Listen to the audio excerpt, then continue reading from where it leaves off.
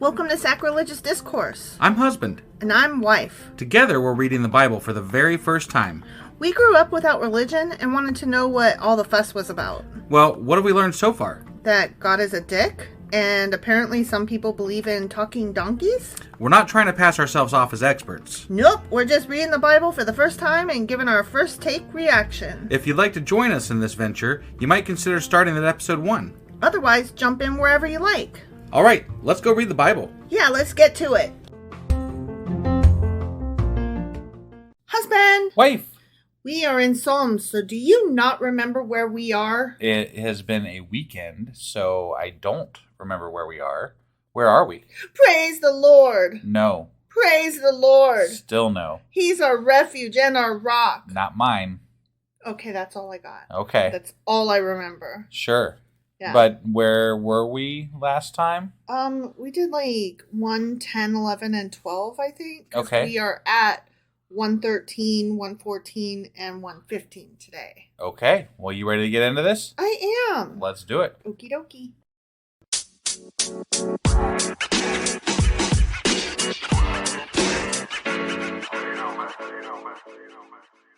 Alrighty, let's hop into Psalm 113. Okay. There's no super text, so No who super knows text. if it's a psalm or a hymn or if it's of David or Asaph or Korah or I don't know anything about it. I'm just going to jump right in. Praise the Lord. No. That's the first line. Still no, though. Praise the Lord. Praise, O servants of the Lord. Praise the name of the Lord. Let the name of the Lord be praised, both now and forevermore. Are we supposed to praise the Lord and praise his name? Praise him? All the praising. Don't Okay. forget to fear. Well, yeah. It didn't I'm tell sure us that yet. That's but probably coming. from the rising of the sun to the place where it sets, the name of the Lord is to be praised. To be praised. Mm-hmm, Yeah. Mm-hmm. The Lord is exalted over all the nations, his glory over the heavens. Who is like the Lord our God, the one who sits enthroned on high? I'm guessing no one, probably. Who stoops down to look on the heavens and the earth? I mean... Today he's tall. I guess. It's a big ball day. Right. He raises the poor from the dust and lifts the needy from the ash heap. He seats them with princes and with the princes of their people. He settles the barren woman in her home as a happy mother of children. Praise the Lord. Okay. He invented IVF. That was a lot of praise. The Lord, praise the Lord. Yeah, so that was Psalm 113. Uh-huh. And it was praise for exalting the humble. Okay. It starts, praise ye the Lord, O ye servants of the Lord. Right. And in Judaism, Psalm 113 is the first of the 6 psalms comprising the Hallel, which is a prayer of praise and thanksgiving. Ah, okay. So we're reading half of those 6 today and the other half tomorrow. I see. And that will put us pretty much exactly in the very middle of the Bible tomorrow. Okay. Because tomorrow we'll be doing 116, 117, and 118. And guess what 117 is? What is the shortest one in the Bible? It is the shortest psalm, or it is the shortest verse in the whole Bible. I'm sorry, the shortest chapter. Yeah. In the whole Bible. Okay. But it's also the middle verse. Oh. Chapter. I keep saying verse. Let me start over. Ready? It's the shortest chapter and it's the middle chapter. Like if you just take all the chapters, regardless of what book they're in, and just lay them all out, Old Testament, New Testament, long book, short book. Yeah, that's the one. That's the very middle chapter. Okay. But also, the very next Psalm, Psalm 118, has the very, very middle verse. I see. So we are about in the middle. Tomorrow is the middle of the Bible. Got it. We're in the thick of it now, boy. Now, we've been doing this for years, and we're just now in the middle. The middle of the It's Bible. Crazy. And when we reach Psalms, we'll have finished half of the entire Bible. I see. Yeah. It just feels like we should be further along, I guess. You know, I'm like, damn. We've been doing this for 3 years. I said the middle of the Bible, but I meant the middle of the Old Testament. Oh, this is only the middle of the Old Testament. No. Listen. 117, Psalm 117 is the middle chapter of the entire Bible. Uh-huh. Okay? Yeah. And verse, 8 of Psalm 118 is the middle verse of the entire Old Testament? No, Bible. Oh, Bible. Okay. Bible. Where did the Old Testament thing come from? Because when we finish Psalms, Proverbs is the middle book of the Old Testament. Book. Oh, book. Yeah. Okay. Okay. I know it's confusing because we have a middle of the Bible chapter, a middle of the Bible verse, and then we've got a middle of the Old Testament coming up. Proverbs. Book. That's really fucking confusing. It is so fucking confusing. So I don't even know why we said it, but because I'm feeling very middly. Middly, yeah. We're in the middle of all the things. It's an adjective, apparently. Yes, it's very middly. Okay. Yes. All right. Yeah. Once we finish Psalms, we will have gone halfway through the entire Bible. Halfway through the entire Bible as far as like chapter and verse go. Yeah. And we'll have gone halfway through the Old Testament as far as the books go. Got it. Okay? Okay. So it's very halfy. Very halfy. Got it. Yeah. Halfy and middly. Yes. New adjectives to describe It makes things. me happy. They're like Invented marker today. points. Invented today. They're marker points. Yeah. I love milestones. Right. And that's why after Psalms we're going to take a break. What about rhinestones? How do you feel about them? I am not a rhinestone cowboy. I do not down with the rhinestones. I also don't like sequins. Okay. Yeah. What about the bedazzler though? No, and it makes it sound like I'm not an ally to the LGBTQ people because they are renowned for loving rhinestones and sequins. But I can like them and still be an ally because I am still a member of that community. Gotcha. Are you telling me though you never wanted the bedazzler? No, I never wanted. You didn't want to bedazzle stuff? No, my mom did. That's why I didn't. Ah. Well, if you don't know what a bedazzler is, look it up. Do yourself a favor. And find the commercial for it too, because Jesus. Way to add those to your jean jacket in the 80s. Yes. Yeah. It was crazy. I wanted pins. Yeah, they had pin. Yeah, I always wanted the pin maker. I did. I used to collect pins and I wore them all over my jean jacket. And now I still do, but now they're not the same ones I had when I was a kid. Right. Yeah. Okay. All right. Sorry. Moving on. Now we're jumping into Psalm 114. It's just that was so short. I felt like I needed to add a lot of notes. I see. Yeah. Okay. Psalm 114. Again, no super text. Yeah. When Israel came out of Egypt, right? It just starts like mid. Sure. You know? Yeah. Okay. So when Israel came out of Egypt, the house of Jacob, from a people of foreign tongue, Judah became God's sanctuary, Israel his dominion. Okay. Okay? But it took a few years. The sea looked... From what I recall. And fled. The sea looked and fled. It looked... Oh, you mean like when he's part of the seas? The Jordan turned black. Oh, wait. It turned black? The mountains skipped like rams. The hills Jesus. like lambs. This must have been a crazy sight. Why was it, O sea, that you fled? I don't know. That's amazing. Oh, Jordan, that you turned back? Oh, back, I said black. I said black, but I meant back. And then I just spit on you sure too. Did. Yeah. Sorry about that. It's all right. Okay, so yeah, the Jordan didn't turn black. It turned back. My bad. Okay. Sorry. So why is it, O sea, that you fled? O Jordan, that you turned back? You mountains that you skipped like rams? You hills like lambs? I'm curious myself, honestly. Yeah. Why did you do those Moreover, things? how did you do those things? Why were you frolicking, you inanimate object thingies? Yeah, and did you settle back in the exact same place you were before, or did you move? Did the mountains move? Tremble, O earth, at the presence of the Lord, at the presence of God of Jacob, who turned the rock into a pool, the hard rock into springs of water. Speaking of trembling mountains, right now apparently there's a mountain in Alaska that's getting ready to maybe blow. That's not a mountain, that's a volcano. Volcano, sorry. What's that? I mean, can't a mountain also be a volcano? I mean, a volcano is... Or a volcano, can a volcano also be a mountain? A volcano is a mountain, but a mountain is not necessarily a volcano. Right, no, I know, right.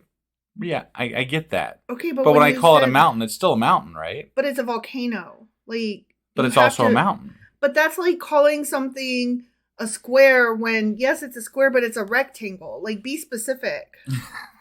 You can't just go around calling things by their, bigger titles if there's something that's more specific that tells people what the fuck you're talking about. Okay.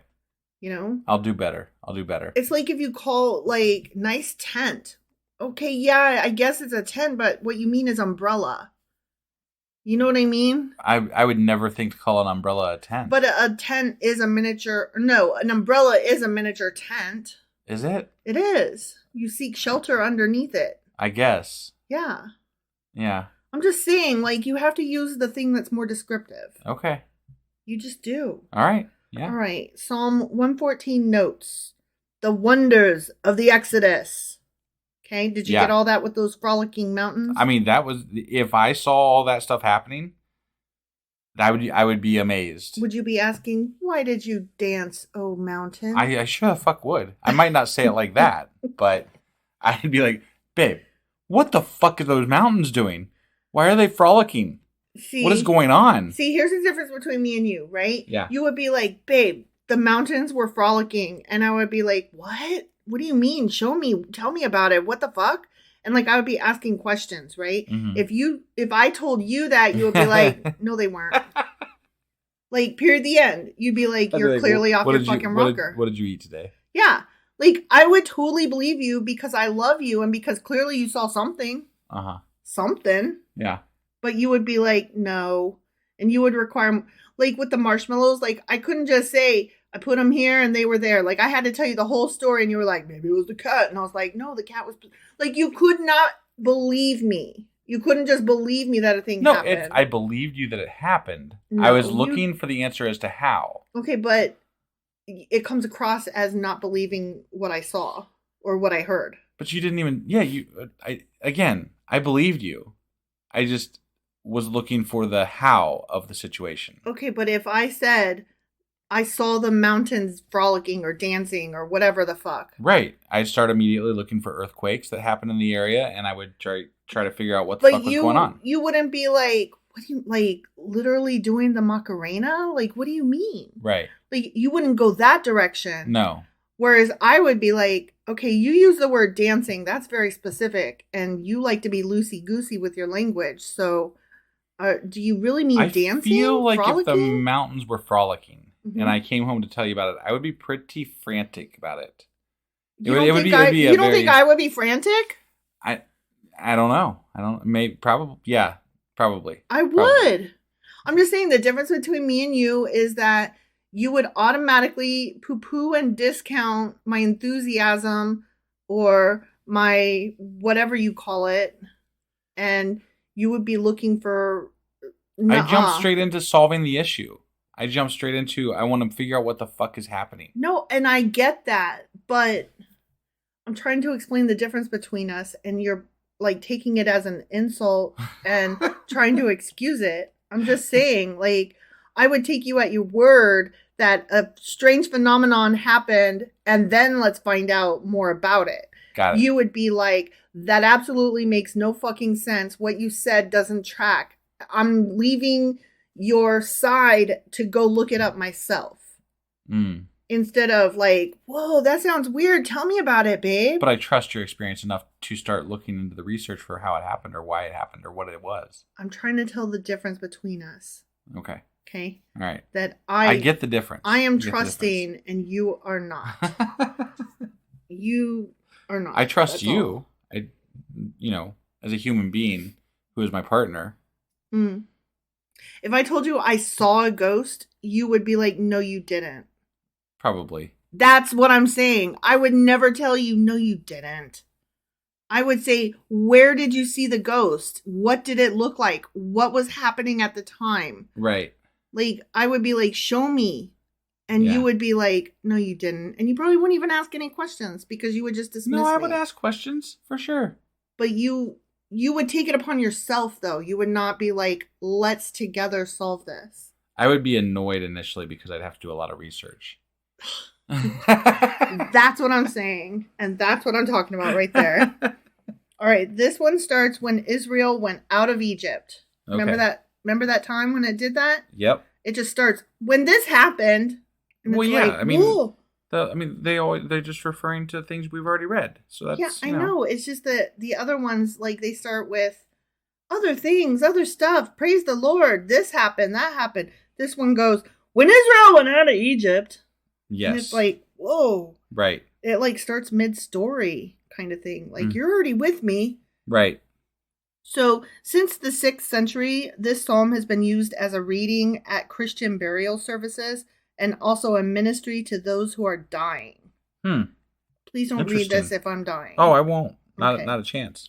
It's also been read at Easter Day services as Israel's deliverance from slavery is seen as a metaphor for deliverance from sin. I see. Mm-hmm. Okay. All right. John Milton wrote a paraphrase on Psalm 114 among his many poems of 1645. Okay. Yeah. And then part of the psalm is quoted at the beginning of Dante's Purgatorio. I see. So, I mean, that figures. You know, they wrote lots of religious, metaphorical stuff. So, that just goes to figure. Yeah. All right. Psalm 115. Are you ready for this? I am ready. Not to us, O Lord, not to us. Not. But to your name be the glory. Okay. Because of your love and faithfulness. Why do the nations say, where is their God? God is in heaven. He does whatever pleases him. But their idols are silver and gold, made by the hands of men. They have mouths, but cannot speak. Eyes, but they cannot see. They have ears, but guess what? They cannot hear. Cannot hear, that's right. Noses, but they cannot... Smell. That's right. They have hands, but they cannot... Touch? Feel. So close. So close. They have feet, but they cannot... Walk. Yeah. There you go. Nor can they utter a sound with their throats. Those who make them will be like them, and so will all who trust in them. You know, I have to interrupt here a little bit because technically I don't think many people actually see or hear from God directly. No, I don't so either. It's no better than an idol, really. Yeah. So, I don't know. Agree. Yeah. O house of Israel, trust in the Lord. He is their help and shield. O house of Aaron, trust in the Lord. He is their help and shield. You who fear him, trust in the Lord. He is their help and shield. Yes, that. Shield. Right, shield. Shield. Third time. Okay. The Lord remembers us and will bless us. He will bless the house of Israel. He will bless the house of Aaron. He will bless those who fear the Lord, small and great alike. Okay. Okay. Yeah. May the Lord make you increase, both you and your children.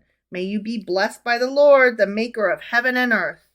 The highest heavens belong to the Lord, but the earth he has given to man.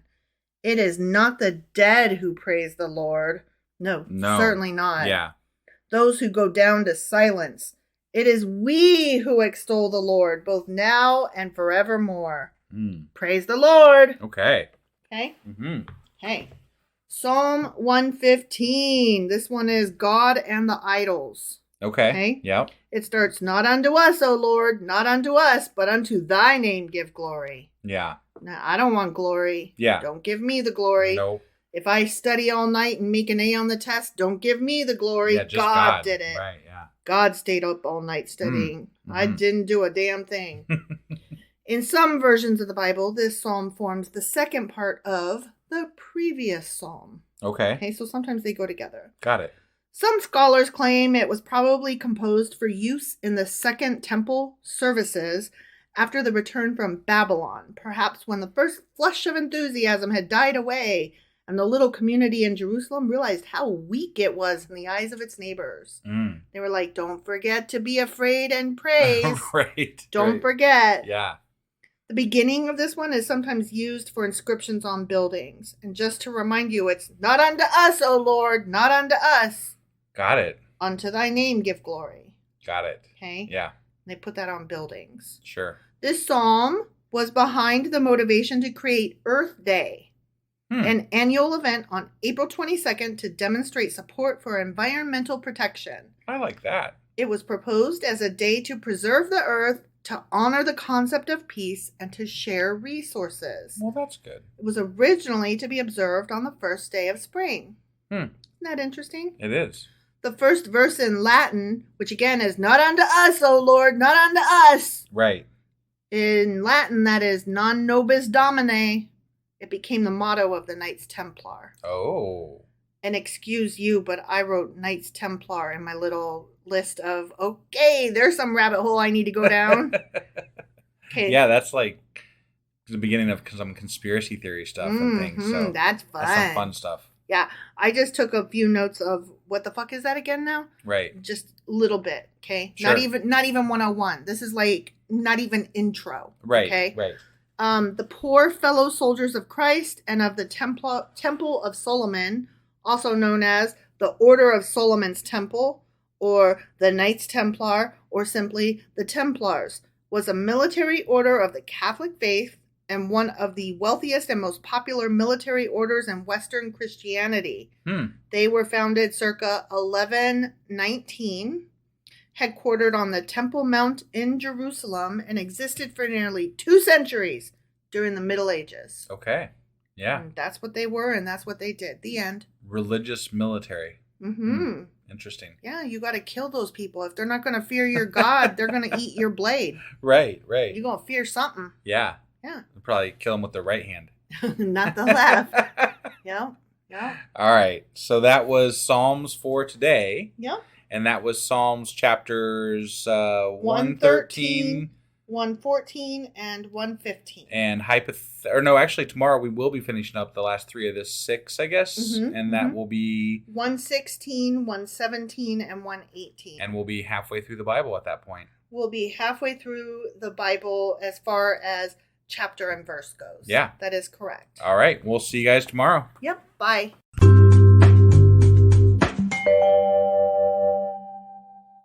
Husband. Wife. We are in Psalms, so do you not remember where we are? Well, I don't exactly recall what we went over yesterday, but I know today it's halfsies. It's halvesies. We're like halfway. We're in the middleses. Yeah. Middle-ish area. Yeah. Somewhere in that region. Yes, we are. That is So correct. yesterday, I think we went over 113, 14, and 15? Correct. And so that means today we're going to be covering Psalms 116, 117, and 118. All right, half we go. Half we go.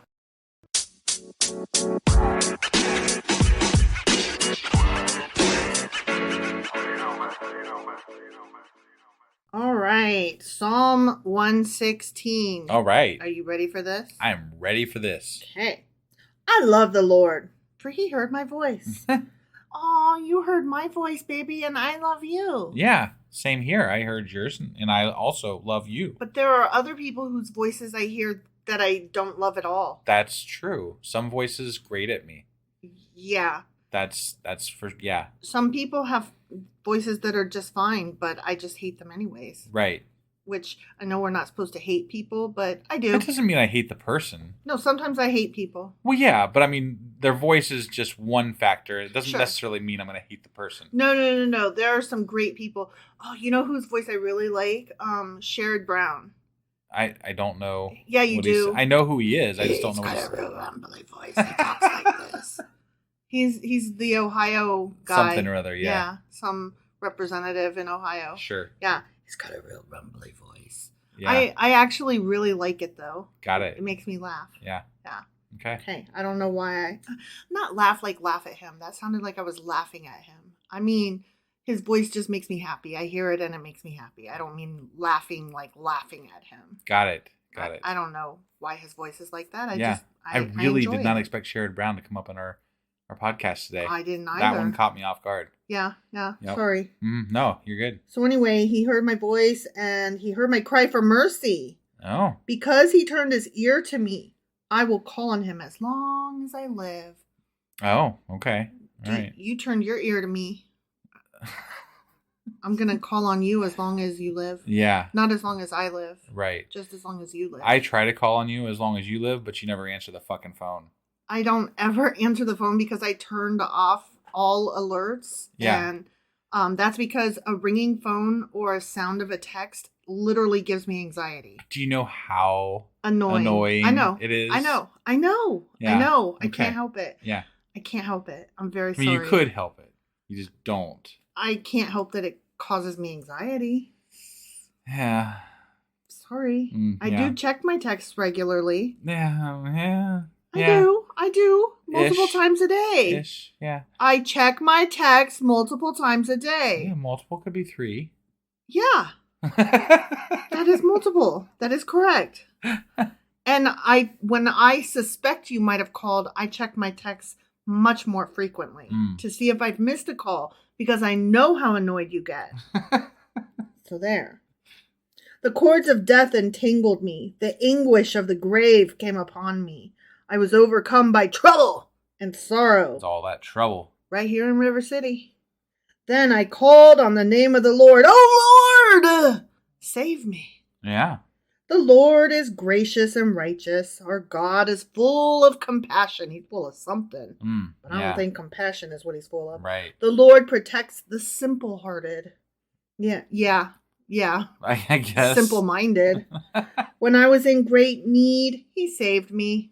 Not the firemen's, not the doctors, not the other people that save lives. It was the Lord. Well, it's my contention with this is that people think that something is being done for them from God, and yet there are so many tragedies of kids, of babies, of good people, of just why are you the one? Don't tell me you're more righteous. I know for a fact that some people that say that they are saved by God are not more righteous and more God-fearing. Right. Fuck that bullshit.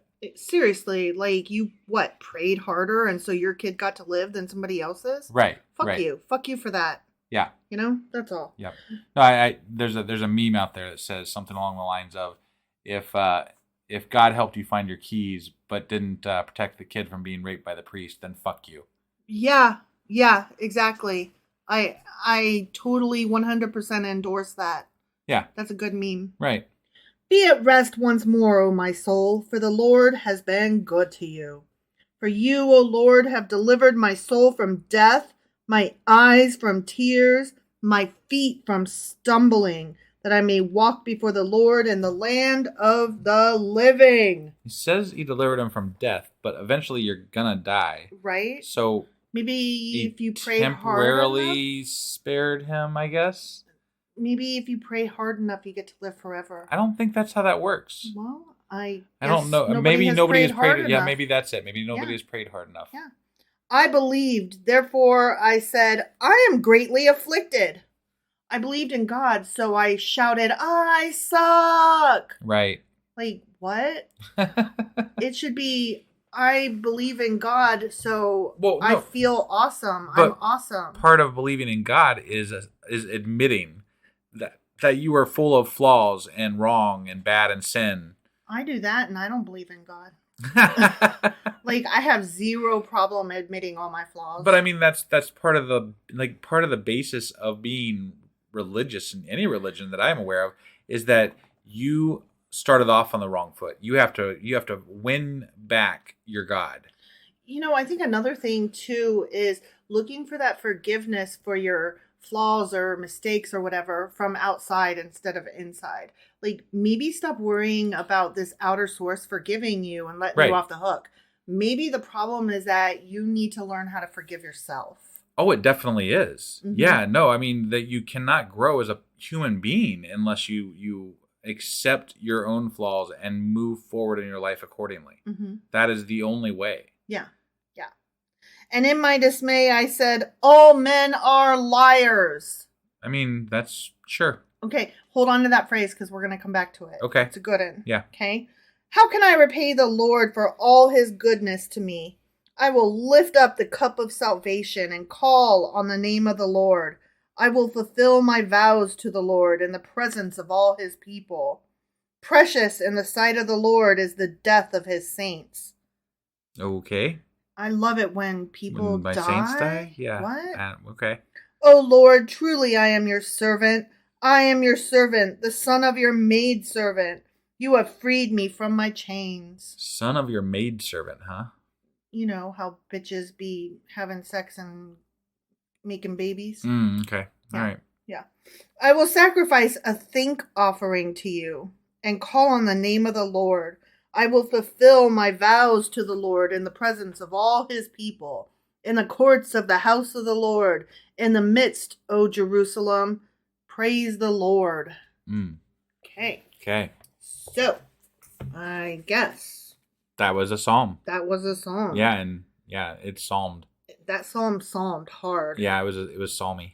So, Psalm 116 is the thanksgiving for deliverance from death. Except that we all die, so I'm not sure how that works. Right, yeah, you definitely are only temporarily delivered from death. Exactly. It starts, I love the Lord because he hath heard my voice. Now, this psalm has features of the Aramaic language present, so it's been interpreted by some biblical commentators as evidence of a later date, although this is not definitive. Got it. So, because some of the earlier translations had Aramaic phrasing, they're like, obviously this wasn't like one of the ones written way back with Latin. Got it. You know? The psalm draws heavily from other psalms, so much so that it has been referred to by some as a patched up psalm. There's a lot of those. We had one that was referred to as the borrower, remember? Yeah. So this one's a patched up one. Okay. All right, yeah. Scholars from the 5th century applied this psalm to the distresses of the Jews in the times of the Maccabees under Antiochus Epiphanes. Remember? Yeah, I do. That guy keeps coming up. It does, yeah. Highly recommend that y'all listen to our Q&As because that dude came up in one of our Q&As. Well, and eventually after we finish all this, we're going to go back and probably read the Maccabees. Yeah. So I think the Maccabees might be in this translation. I don't know. Whatever. We'll find out. We'll find out. Who cares? However, most commentators today ascribe this psalm to guess who? David. King David, yeah. That's right. Some suggest that it was written on the occasion of Saul coming to the cave where David was hiding. I see. Mm-hmm. This guy, I mean, I swear, for every occasion that happened to him, he must have wrote like 3 psalms. Once I farted twice, I wrote a psalm. Once I stubbed my toe, I wrote a psalm. Yeah. I put away the spaghetti in a leftover container. I wrote a psalm. Right, yeah. This psalm has been used as public prayer by Pope John Paul II, who called it a prayer of thanksgiving to the Lord. Okay. Now let's talk about verse 11. Sure. In my haste, I said all men are liars. Yeah. Okay. This can be read as one of the earliest statements of the so-called liar paradox. I was like, the fuck is a liar paradox? Right. I didn't know I had to rabbit hole that shit. Yeah. Okay. The classical liar paradox is the statement of a liar that they are lying. For instance, when declaring, I am lying. Okay. So I see from your face that liars, you're like, what? If they're a liar, how can you trust that they're saying that they're a liar? It's a paradox. Right. If the liar is indeed lying, then the liar is telling the truth, which means the liar just lied. So in the sentence, this sentence is false. If it's true, then it is false. But the sentence states that it is false. And if it is false, then it must be true. And so on and so on and so on. Yeah. So it's the liar paradox. Got it. And it's one of the earliest versions of the liar paradox. Got it. Okay. Got it. Okay. I thought that was interesting. Yeah, no, that's something. Yeah. Verse 12. Let's see. It was, what shall we give in return for so much? The city of Belfast in North Ireland has as its motto, pro tanto quid retribuamus. Because I know Latin. Yeah. Nope. Anyway, that means, what shall we give in return for so much? Or what shall I return to the Lord for all his bounty to me? Depending on the translation. Got it. That's Belfast's motto. Okay. Yeah. All right. Let's read 117. It should take about 5 seconds. Oh, I thought you were going to say 5 hours. And I was like, false. Okay. Psalm 117. Praise the Lord, all you nations. Extol him, all you peoples. For great is his love toward us, and the faithfulness of the Lord endures forever. Wow. Praise the Lord. Being the shortest of all of them, it still sounds like every other fucking psalm. Right? Amazing how they did that. They took all the big things. They boiled it down. They're like, here. Praise the Lord. There you go. Psalm 117. Yeah. So Psalm 117 is praise for the Lord's merciful kindness. And it starts, oh, praise the Lord, all ye nations. Praise him, all ye people. Yeah. Psalm 117 is the shortest psalm And it's also the shortest chapter in the whole dang Bible. Yay. Yeah. Also, if you lined up every chapter of the Bible in a row, this is the very center of the Bible. Awesome. Here we are in the halvesies. Yes, that is a halvesy. Okay. This psalm forms the introduction of the 90s pop song Happy Nation by the Swedish pop group Ace of Base. Oh. And I will send you the link to that song to put in the show notes. It's a great one. The band has described the song, which was written as a response to reports of band member Ulf Ekberg's past associations with neo-Nazi skinheads, as an anti-fascist song and a hymn to life. Which it makes sense. Like the song is Happy Nation, living in a happy nation. Right. And it's kind of like a shiny, happy people feeling kind of thing. Although I've read that Shiny Happy People by REM is not actually a happy song. Right. It's just a happy sound. But this one was like, oh no, they've called us skinheads. Quick, write a thing that says Happy Nations. And so the opening, they say in Latin, and it is the psalm, praise the Lord, all the nations, and extol the Lord's virtues. So it was a direct response to that. Got it. Okay. Psalm 118. Yeah. Which is another of the middlesies. Yeah. Because if you line up every verse of the entire Bible, this contains the middlest verse. Got it. Versing? Verses. Yes. Psalm 118. Okay. Give thanks to the Lord, for he is good. His love endures forever. Let Israel say, his love endures forever. Let the house of Aaron say, his love endures forever. Let those who fear the Lord say. Oh, his love endures forever? Oh my God, how'd you know? I was a lucky guess. In my anguish I cried to the Lord, and he answered by setting me free. The Lord is with me, I will not be afraid. What can man do to me? The Lord is with me, he is my helper. I will look in triumph on my enemies. Okay, and here's the middlest middle verse ever. The middlest middle verse ever. Got it. It is better to take refuge in the Lord than to trust in man. That was a good middle verse. That was a really good middle verse if you're going to middle it. Right. No, that was a good one. Yeah. It is better to take refuge in the Lord than to trust in princes. All the nations surround me, but in the name of the Lord I cut them off. Hoof. They surrounded me on every side, but in the name of the Lord... He killed them? Cut them off. He cut them off. Right. Yeah. They swarmed around me like bees, but they died out as quickly as burning thorns. This guy must be a damn good fighter. Mm-hmm. I mean, in the name of the Lord... He cut them off? He cut them off. I cut them off. That's what I did. Okay. That, when you're in the bathroom and I'm having an emergency and you're like, I'm in the bathroom, and I'm like, cut it off. I need your help. Get out here. Cut it off. When I'm talking to a telemarketer, I cut them off all the time. You cut them off hard. Yeah. Yeah. See, I don't answer in the first place. It's true. You don't. Yeah. You don't. Yep. I was pushed back and about to fall, but the Lord helped me. The Lord is my strength and my song. He has become my salvation. Shouts of joy and victory resound in the tents of the righteous. The Lord's right hand has done mighty things. That good old right hand. Mm-hmm. The Lord's right hand is lifted high.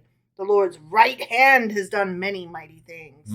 It's done something. Yeah. I will not die, but live.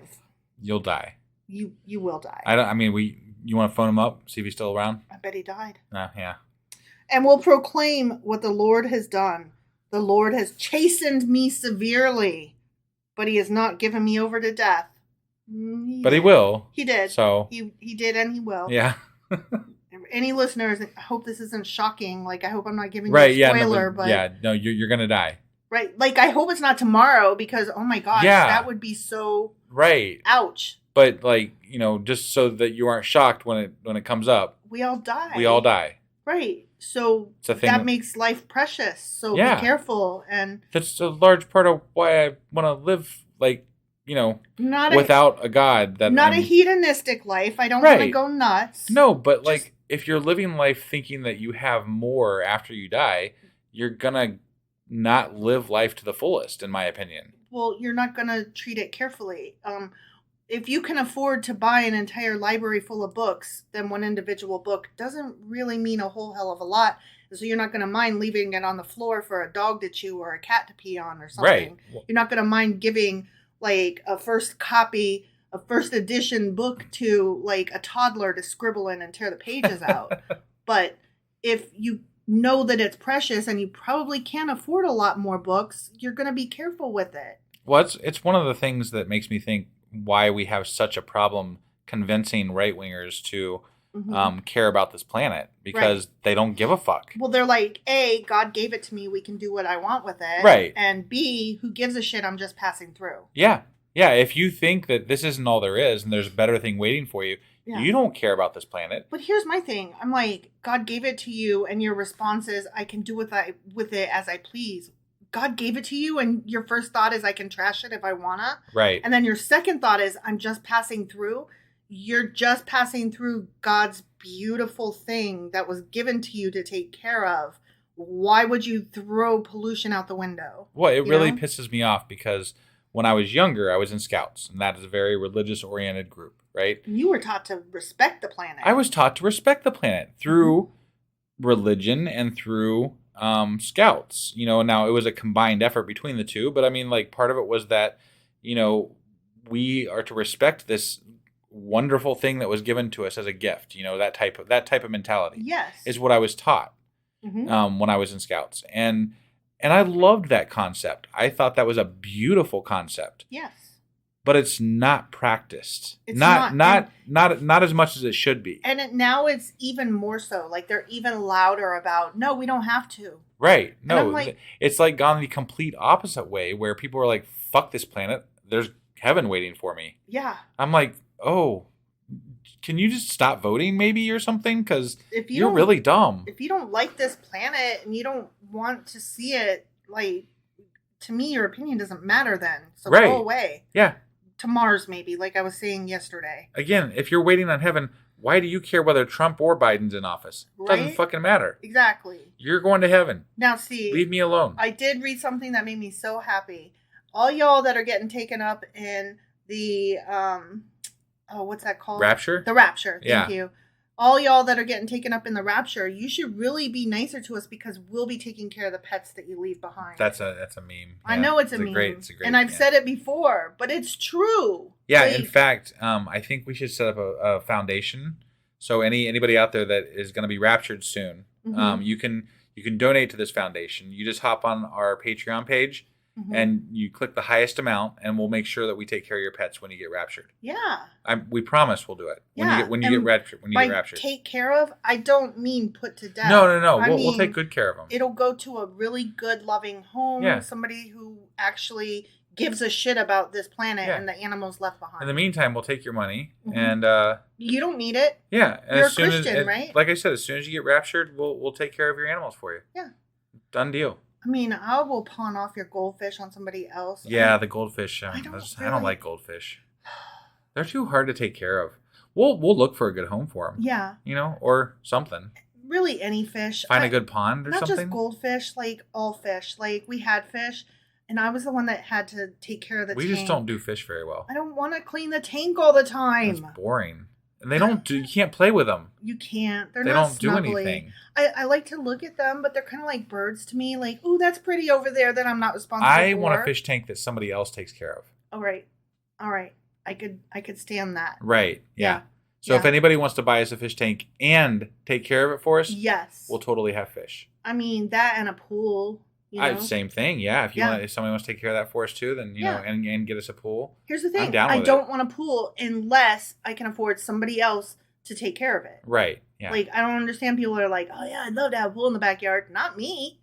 I would be the one having to do all the work, and that shit is expensive and tiring. Right. Not about it. Yeah. Yeah. Oh, I don't know how we got off on birds and fish and pools, but okay. So, anyways, open for me the gates of righteousness. I will enter and give thanks to the Lord. This is the gate of the Lord, through which the righteous may enter. I will give you thanks, for you answered me. You have become my salvation. I mean, you answer me sometimes, and I'm not giving you my salvation. No. How about that? Okay. I love you a lot. Yeah. But what is salvation anyway? I don't fucking know. Like, what exactly does that mean? Saviness? Yeah, saviness, right? Saviness. I mean, okay. You saved me? I mean, My salvation? we're husband and wife. Like, sometimes we do save each other. And then sometimes we bicker. Yeah. And sometimes you give me an ugly look and I'm like, fuck you. And sometimes you're like... I do it all the time during the podcast because I'm like, what the fuck are you talking about? You do. What are you going on about? What is this bullshit that you're spewing? Put your face back in your head. That's what I'm like. Yeah. Yeah. That's love. When you can look at your partner and be like, I love you. You are being so fucking... And fill in the blank with weird, stupid, idiotic, right, ugly, rude, dumb, backwards. Keep going. Yeah. Either both of us. You're out. Both of things. us. Yeah. No, I wasn't out of. I could keep going. I'm just saying we both do that to each other. Got it. Because we love each other and we feel safe to do that. No, definitely. I love you, moron. Yeah.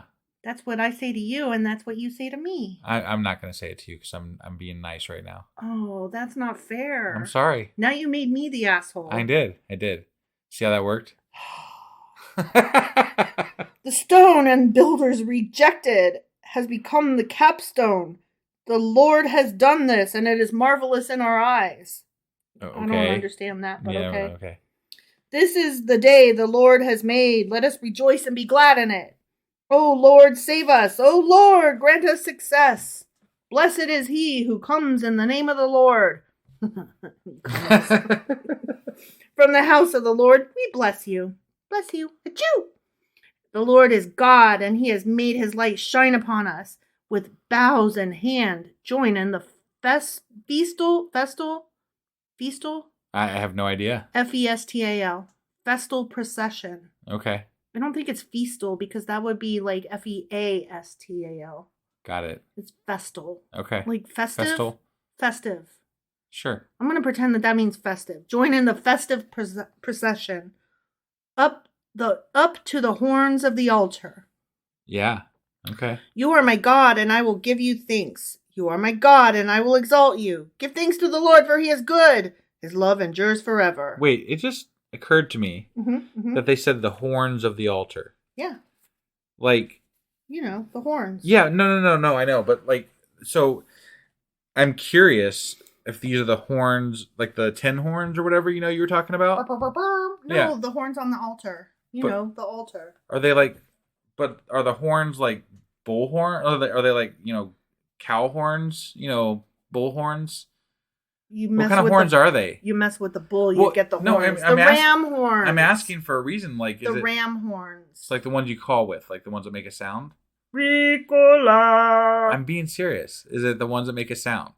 Probably. Okay. Because if it's not, the altar having horns could be very much like an idol, a calf idol, like a bull idol or something. That's why I'm saying. That's why I was asking. It probably is both. Okay. It probably is both. It's just a representation of, something else. Yeah. Yeah. That's all.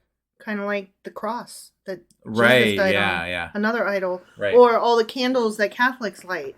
More idols. Yeah. Yeah. Just magic spell bullshit. Right. That makes you feel safe. I at some point want to go into like the Catholic. What are they? The saints and stuff like that? Yeah, that would be cool. Like there's like Saint Christopher for travel and stuff like that. There's like a saint for every single day. Right, there's saints for everything. No, there's literally a saint for every day. Oh, Jesus. And you have a birth, like the day that you were born, you have a saint for that day. And yeah, there's all kinds of saints. That's insane. Yeah. I don't understand that. Like, I don't understand that whole thing. I don't either. They're super holy. I guess. They're the holiest. But like, are they super holy in the sense that they're gonna, like, Saint Christopher is the saint of travel, right? So like, are these saints doing things for people apparently? Hypothetically, they're a lot like Mary, I think, or Jesus for that matter, and they're supposed to intercede with God on your behalf. Like you pray with them and you ask them for help. They're like guardian angels. Kind of like you ask them to pass on the message. Okay. They're the ones that pick up. They're the receptionist. They pick up the phone. Got it. You give your prayer. It's getting crowded up here. I need some, assistance. These are the assistants. Yeah. Middle management. That's my understanding. Right, that's how I explain it to myself. Got it. I could be full of shit, but that's my understanding. Sure. That makes sense. All right. Psalm 118 notes. Okay. This was thanksgiving for the Lord's salvation. Okay. And it starts, oh, give thanks unto the Lord, for he's good. Sure. This psalm is super centered on God in a movement that expresses gratitude, admiration, joy, and praise. As opposed to the rest of the Psalms? Right? Like that's pretty much what I've heard the whole way. I know. In the King James Version, the Lord is mentioned in almost every verse. It felt that way, and this wasn't the King James Version. Right, right. Psalm 118 is the last of the Jewish Hallel prayers. Remember, there were 6? Yeah, I had a question about this the other day. The Hallel prayers, like, it feels like there's something more. Like, I would like to look into that a little bit more because I feel like that means something else, and maybe it's more of the Islam persuasion. But like Hallel feels like something more important than just 6 psalms. They're like psalms, I've heard it before. Yeah, they're psalms of thanksgiving. Okay. And praise. But it might be one of those subjects we want to maybe look into. I don't know that for sure. But they're also called the Egyptian Hallel. Oh, okay. So, yeah, we can look into that a little bit more. But It's just something I'm curious about. That's all. Sure. So, an extract from verse 23 is inscribed on several English coins. This was the Lord's doing. It is marvelous in his eyes. And upon her ascension to the throne, Elizabeth I of England is said to have pronounced the same verse in Latin. Oh, wow. Yeah. Which I didn't copy down because, as we noted earlier, my Latin sucks. Right. So. As does mine. Does it? It does. My Latin is pretty harsh. It's weak. Pretty bad. It's weak. Yeah. We're weak in Latin. We are. So that was done. Yeah, we're done. We're done now. With that. Tomorrow. Yeah. We will be doing one psalm all by itself. Oh. It's Psalm 119. It is the longest chapter of the entire Bible. The longest chapter? Huh. Okay. Yes. Each little section of it, like it's broken up into sections, and each section is titled with a letter of the Jewish alphabet. Got it. I said the Jewish alphabet, the Hebrew alphabet. Sure. Sorry. Sure. So that's a thing. Okay. But yeah, it's pretty fucking long. So we're done for today, and we'll be back tomorrow with the 119. Yep. See you guys. Okie dokie. Bye.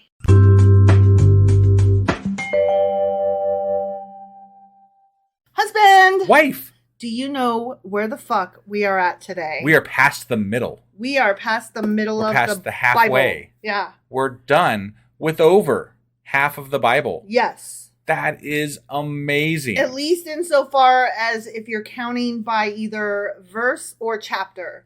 That is correct. If I get to say I'm done with over half, I'm good with wherever the fuck that is, even if it's just one word past. But it's over half. Now we are at the longest chapter. Fuck. Yeah. Yeah. We are going to read Psalm 119 today. And that is it. Just that. And that is it. Just that. You know why? Because we don't want to be here for 5 hours reading Bible. And also because we're going to learn the alphabet. I don't really want to learn the alphabet. And it's not, it's like what, the Hebrew alphabet? Mm-hmm. I don't have a whole lot of use for that. Let's do it. Okay.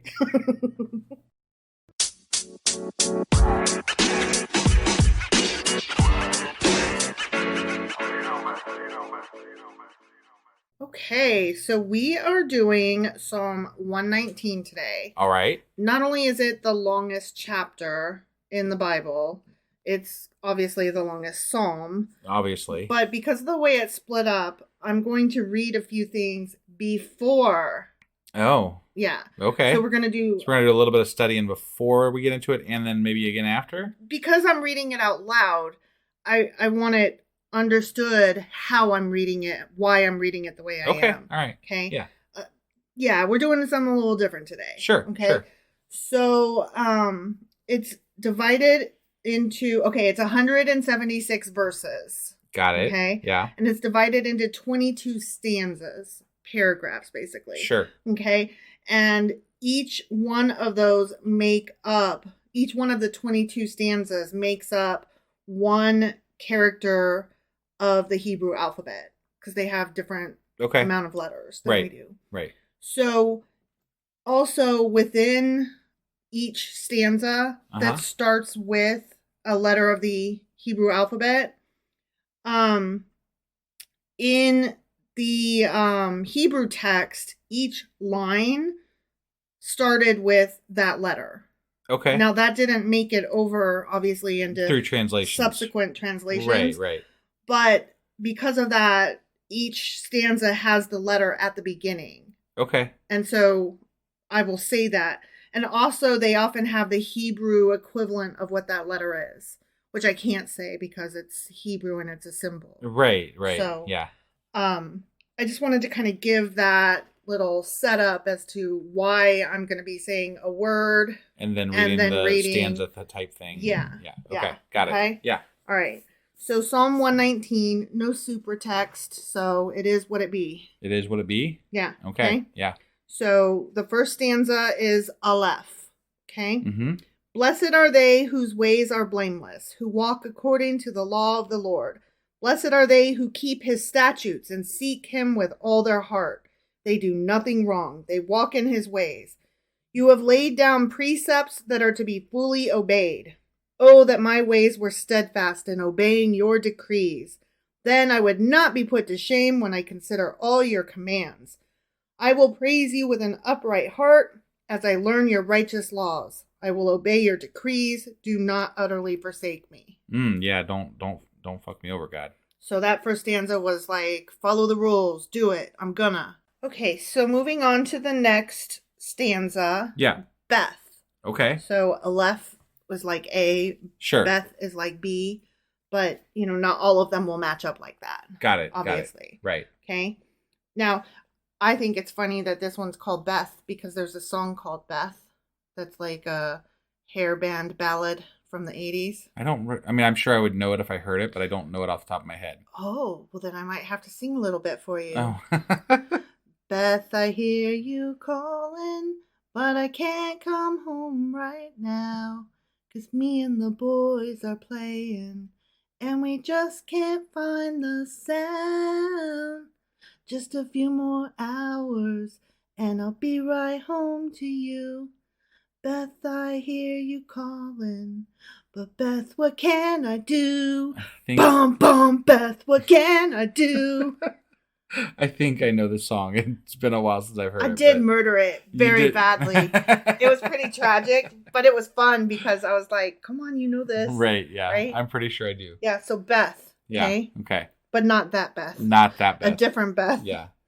How? Asked Beth. How? Just kidding. Not what? Beth is not asking this. Yeah. It's just what it is. Sure. Okay. How can a young man keep his way pure? By living according to your word. I seek you with all my heart. Do not let me stray from your commands. I have hidden your word in my heart that I might not sin against you. I hid it. Yeah. I hid it away right in that little pocket of my heart. I folded it up and I stuck it in there. Yeah. Praise be to you, O Lord. Teach me your decrees. With my lips, I recount all the laws that came from your mouth. I rejoice in following your statutes as one rejoices in great riches. I would like the riches. Yeah, I'll take the riches. Not the rules. Thanks. Yeah. I meditate on your precepts and consider your ways. I delight in your decrees. I will not neglect your word. Except for when you do. Right. Because apparently, it seems like they all do. I will, except I won't. Right. Except I won't, but I will. Except for that one time. And then I'll ask for forgiveness. And I'll say, don't forsake me. And give me, And then I'll be like, when, oh Lord, salvation, how long? And I need a fortress and a rock. Kill them. Kill them. Get them. They're all after me. Get them. Right. Yeah. Okay, the next one is Gimel. Gimel. Okay. Gimel. Yeah, one of those. Jimmy Kimmel. Do good to your servant, and I will live. I will obey your word. Open my eyes that I may see wonderful things in your law. I am a stranger on earth. Do not hide your commands from me. I wonder. Stranger in a strange land? No, that's not where I was going with it. I know. But that's from a different place in the Bible. They refer to themselves as a servant here, but like in other places in the Bible, servants are essentially slaves.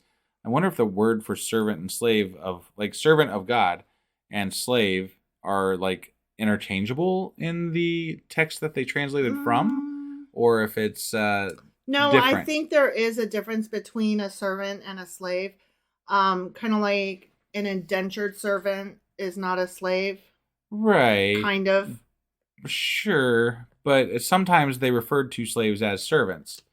That was more us deciding that a servant is a slave because it's not like they had a lot of choices. Well, they didn't have choice in what they were doing. They weren't getting paid. So that would indicate slave to me. But I think that they were treated differently. I don't know. Okay. I don't know. Right. I cannot answer that, and I'm opining out of my ass. Got it. Okay? Yeah. My soul is consumed with longing for your laws at all times. You rebuke the arrogant who are cursed and who stray from your commands. Remove from me scorn and contempt, for I will keep your statutes. Though rulers sit together and slander me, your servant will meditate on your decrees. Your statutes are my delight. They are my counselors. He said he rebukes those who are not followers or whatever of him. And maybe that was...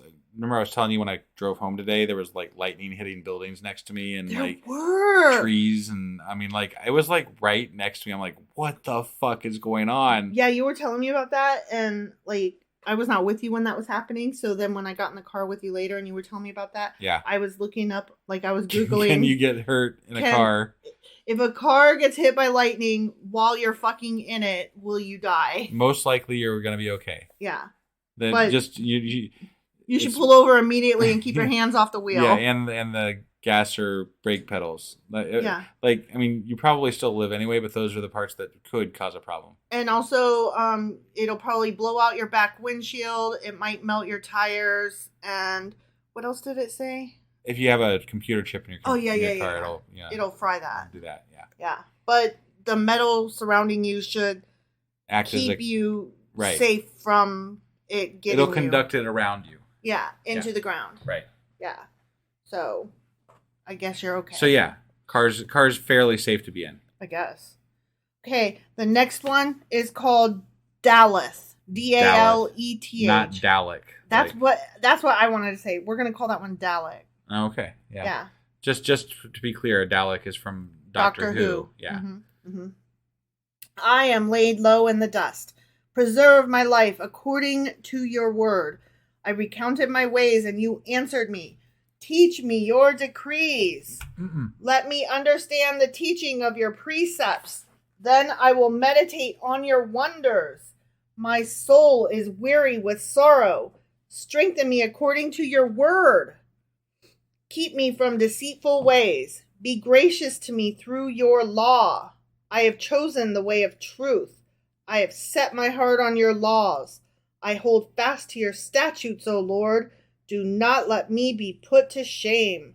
I run in the path of your commands, for you have set my heart free. Yeah. Yeah? Is your heart free? My heart's free, yeah. Is it? It's something. Yeah, it sure is. I know. Okay, so the next one is he. H-E. Okay? Teach me, O Lord, to follow your decrees. Then I will keep them to the end. Give me understanding, and I will keep your law and obey it with all my heart. Direct in me the path of your commands, for there I find delight. Turn my heart toward your statutes and not toward selfish gain. Yeah. Don't do that. Don't do it. Fucking selfish gain. No selfish gain for you. Yeah. Turn my eyes away from worthless things. Preserve my life according to your word. Who deems whether it's worthless or not? God. Okay. Whoever's in charge. Fulfill your promise to your servant so that you may be feared. Take away the disgrace I dread, for your laws are good. How I long for your precepts. Preserve my life in your righteousness. They're using precepts a lot in this one. They're like, there are rules. Follow the rules. Those precepts. All the rulesy rules are ruling us. Yeah. Okay, the next one is wah! Wow. Wah! Wow. W-A-W. Wah. Yeah. Wow. May your unfailing love come to me, O Lord. May your salvation according to your promise. Then I will answer the one who taunts me. For I trust in your word. Do not snatch the word of truth from my mouth. No snatching of truth from your mouth. Got no it. snatch. For I have put my hope in your laws. I will always obey your law forever and ever. I will walk about in freedom, for I have sought out your precepts. Yeah. I will speak of your statutes before kings, and I will not be put to shame, for I delight in your commands because I love them. I lift up my hands to your commands, which I love, and I meditate on your decrees. They speak about freedom a lot, and I have to question that, because if you have to follow, in order to, not get smacked down by God, if you have to follow his rules, and hypothetically also, he already knows what's going to happen. So, like, according to Christians or, whatever, he's omniscient or something, right? Yeah. So if he already knows what happens, and if you don't do what he says, you're fucked. How free are you really? I'm going to say not. Not free? Not free. Yeah. Like, not. Like at all. 0 out of 10, 1 out of 10? Like -10. -10 out of 10. Yeah. Got it. Okay. Yeah. Okay, the next one is Zayn. Okay. Remember your word to your servant. Yeah? For you have given me hope. My comfort in my suffering is this. Your promise preserves my life. The arrogant mock me without restraint, but I do not turn from your law. I remember your ancient laws, O Lord, and I find comfort in them. Yeah. Okay. That's a lot of laws to remember. That's so many. I kind of call bullshit, because I do too. Even after reading like just a small set of them when we were reading Leviticus, I'd be like, what was that again? Exactly. How do you, how many, measuring who and on which side? Yeah. Yeah. Don't pee on the tent. That's all I remember. We said that a lot. Indignation grips me because of the wicked who have forsaken your law. Your decrees are the theme of my song wherever I lodge. In the night, I remember your name, O Lord, and I will keep your law. This has been my practice. I obey your precepts. There's them precepts again. Yeah. Okay, the next one is Heth. Heth? Like Anne Hathaway. Just kidding. I know it's Hathaway. You are my portion, O Lord. I have promised to obey your words. I have sought your face with all my heart. Be gracious to me according to your promise. I have considered my ways, and I have turned my steps to your statutes. I will hasten and not delay to obey your commands. Though the wicked bind me with ropes, I will not forget your law. At midnight, I rise to give you thanks for your righteous laws.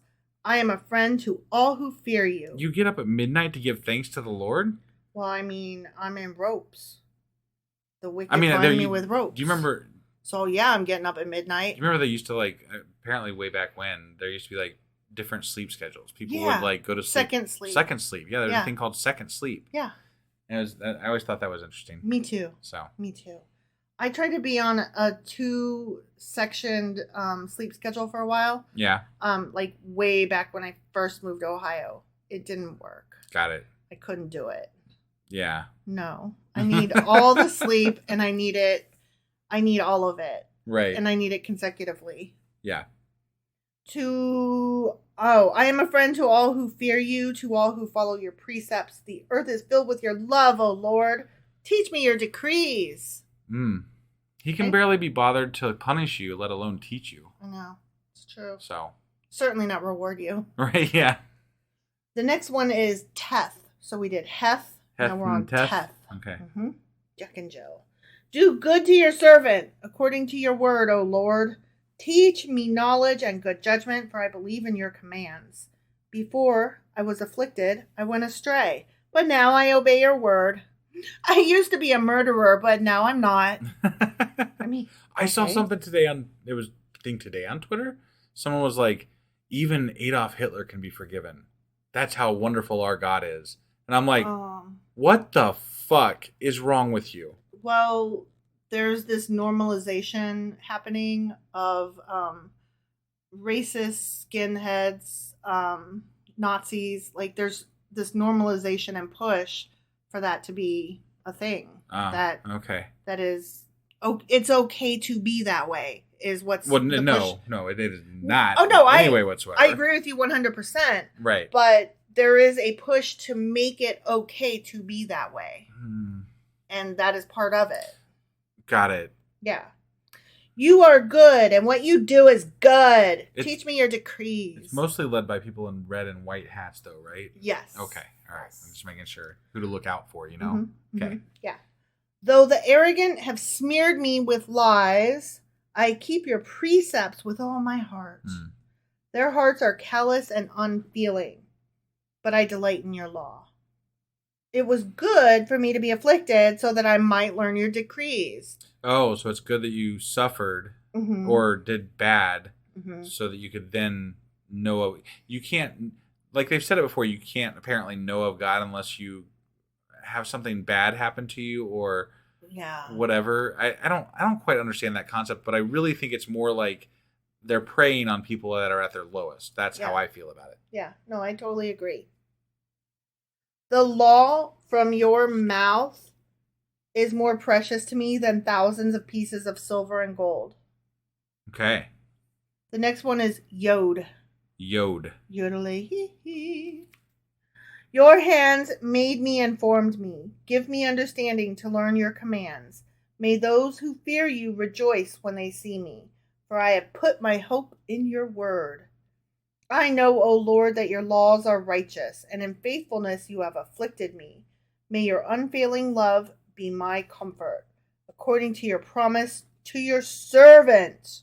Let your compassion come to me that I may live, for your law is my delight. May the arrogant be put to shame for wronging me without cause. There's just sounds Kill like all the arrogant people, I guess. Right, but it sounds like the rest of the ones we've already read in this chapter even. I love laws. Please rule me. I'm a bottom, you're a top. Yeah, right. Yeah. But I will meditate on your precepts. May those who fear you turn to me. May those who understand your statutes. May my heart be blameless toward your decrees, that I may not be put to shame. Okay? Yeah. The next one is Kaph. Kaph. I guess how creative can you get when you're just doing a, rules are good. Really long poem with alphabet? You're basically making the alphabet cover rules are good. And how many ways can you say that? Starting with A, starting with B, starting with C. Yeah. My soul faints with longing for your salvation, but I have put my hope in your word. My eyes fail looking for your promise. I say, when will you comfort me? Though I am like a wineskin in the smoke, I do not forget your decrees. What? A wineskin in the smoke. In the smoke. That's the name of my next band. I should know what that means exactly. Wineskin in the smoke. Does something special happen to a wineskin when it's in smoke? I have no idea. I mean, I'll have to look it up. We could really ask anybody in Ohio right now, because if you got a wineskin, it's in smoke. Your mom has a lot of wine at her house, and there's a lot of smoke happening. Right. So we should ask her. Yeah. What happens to your wineskin now that there's smoke? Right? Yeah. Yeah. How long must your servant wait? How long? Thousands of years? When? Forever? Never. When will you punish my persecutors? The arrogant dig pitfalls for me, contrary to your law. All your commands are trustworthy. Help me, for men persecute me without cause. I don't think all of God's commands are trustworthy. Nope. In fact, wasn't it Balaam that he told different things to? Mm-hmm. He was he told him to do one thing, but then he told him to do something else. It was Balak.